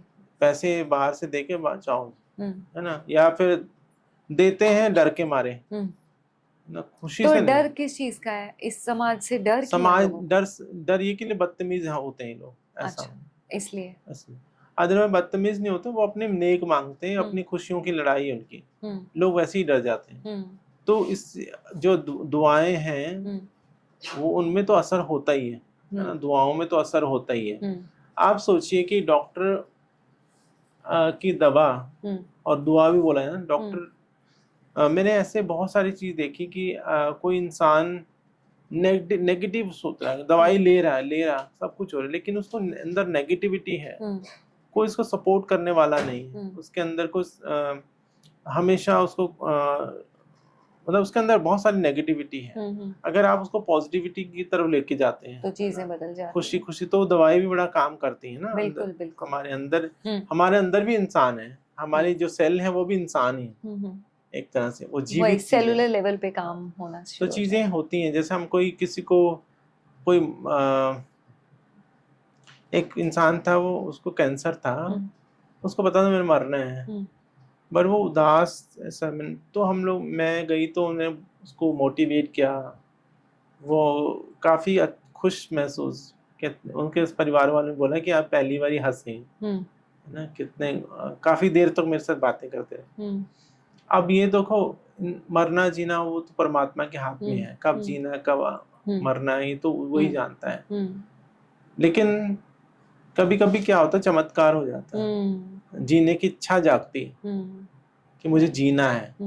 फिर जब जीना है तो अंदर से जो गट्स होते हैं, जो सेल होते हैं, ये है ना, ये भी जागृत हो जाते हैं, ये फिर फाइट करना शुरू कर जाते हैं। जब हम कहते हैं नहीं यार कुछ नहीं होने वाला है, कुछ तो फिर नहीं, हम खत्म, हताश हो जाते हैं। फिर वहीं से कोलैप्स हो जाता है। तो तो ऐसे मैंने definitely। इंसान देखे हैं कि जो और जिनके बच्चे नहीं, उनके बच्चे भी हो जाते हैं, कोई बहुत हताश होते हैं, बहुत इलाज करवाया होता है, लेकिन पर वो अंदर पॉजिटिविटी आ जाती है ना कि दुआओं ये से। इनको दुआएं दी हैं। कई लोग होते हैं जो बहुत कूड़ते हैं ये सब, या कोई अपने मतलब के लिए, फिर तो कई लोग लकी कॉइन मांगते हैं। तो ऐसा तो हर एक के साथ चीजें अच्छी नहीं होती हैं। नहीं होती। कई लोग बोलते हैं हम मेरे कितने सारे इकट्ठे हो गए, तो हम उन लोगों ने मांगा ही मतलब के लिए था, वो बस पैसा मांगना चाहते थे। कोई ये नहीं मांगता कि मेरे परिवार स्वस्थ रहे, बिल्कुल खुश रहे ना। कोई आप जैसे भूटान की जो है जीडीपी, वो किस पे है, हैप्पीनेस पे है ना? और हमारे यहाँ सारी दुनिया में कि कौन कितना अमीर है, किसके पास कितने ज्यादा संसाधन है, वो उस पे देखा जाता है। तो खुशी भी तो कोई चीज है ना, बिल्कुल वेरी इंपॉर्टेंट। तो जब तक वो चीज आप ढूंढोगे नहीं, खुशी, और उस हम जब तक है ना कहते उस निराशा से उठ के बाहर नहीं आएंगे, तब तक तो वो चीजें नहीं हम बदलेंगी। कितना मर्जी अमीर हो जाए, हमारे पास गाड़ी है, मोटर है, बंगला है, सब कुछ है, जब हमारे अंदर खुशी नहीं है तो कुछ नहीं है। आप किसी को खुश देख के, एक होती ना पिक्चर प्रेम, राजेश खन्ना की, तो अमर प्रेम, उसमें वो अपने लिए खुशी नहीं ढूंढता, वो लोगों के लिए। शर्मिला टैगोर थी, वो तवाइफ थी, दो वैश्या थी, तो उसके लिए खुशी ढूंढ रहा था। तब लास्ट में कहते हैं कि पुष्पा, पहले कहता है पुष्पा वो उसको रोने से मना करता है, तो बाद में कहता है वो खुद रो पड़ता है लास्ट में। तो जब आप दूसरों के लिए जीते हो ना, दूसरों के लिए, तो खुशी होती है। तो ये मैं हमेशा सोचती हूँ कि जो जजमान है कितने उम्मीदों से हमारे पास आए होंगे, हर चीज से, हर जगह बंद, दरवाजे बंद हो गए होंगे, लेकिन वो कुछ तो है ना, हमारे पास आए हैं। मैं चाहती हूँ, मैं दिल से दुआ करूँ इनके लिए, परमात्मा इनकी सारी मनोकामनाएं पूरी हो, और वो सबसे स्वस्थ हो जीवन। आप मुझे इसका बता सकते हैं धनंजय जी कि मैं हमेशा जब किन्नरों को देखती हूँ तो वो एक बड़ी बिंदी लगाते हैं, इसका कोई राज है? ये बड़ी पॉजिटिविटी का साइन है ओके। ना। माँ काली, माँ दुर्गा जो है ना, जैसे बंगाल में है दुर्गा माँ का, तो रामकृष्ण परमहंस है, उनकी पत्नी थी, वो माता दुर्गा के आगे बैठती थी। और माँ, ये जो सिंदूर है ये तो माता का है ही है, तो इससे पॉजिटिविटी आती है, सिंदूर, प्रॉस्पेरिटी। वो ऐसा भी है कि कुछ चक्रा जो है वो चक्र active यहाँ पर जो हमारा मस्तिष्क है ना, यहाँ पर हम्म, ये बड़ा हाँ, कमाल का था। यहाँ हाँ। पर सब चीजें वैसे तो यहाँ से सारी फोकस रहता है, वहाँ पर हमारा जो द्वार है यहाँ पर, ये मेरुदंड यहाँ पर सारा है ना, यहाँ से यहाँ पर भी छिद्र है, तो इसलिए हम इसको ढक के रखते हैं। अच्छा। कोई भी हो, चाहे शिखा रखते हैं, कुछ भी है, अच्छा। तो ये बड़ा नाजुक चीज है। और ये हमारा पॉजिटिविटी वाला, पॉजिटिविटी यहाँ पर दोनों को केंद्र करके ध्यान केंद्रित करते, तो यहाँ पर इसी इसलिए चक्र से, राइट। ध्यान के लिए। A very very emotional episode coming towards the end of it. मेरी खुद की आवाज़ थोड़ी नम हो रही है। मैं एक एग्जाम्पल देकर इसको एंड करना चाहूँगी। आप सबको कोविड याद है? हमने लोगों को कैसे आइसोलेट कर दिया था, हम लोग कैसे आइसोलेट हो गए थे, कितना डिफ़िकल्ट था वो समय, कितने सारे लोगों ने अपनी जान दी उस समय। तो please do not keep this part of society be in isolation, they are a part of our society. तो कोशिश करें, हिम्मत करें, एक्सेप्टेंस लाएं अपने अंदर, resilience and patience, and be very much welcoming towards them. That is all which we want from you. धन्यवाद।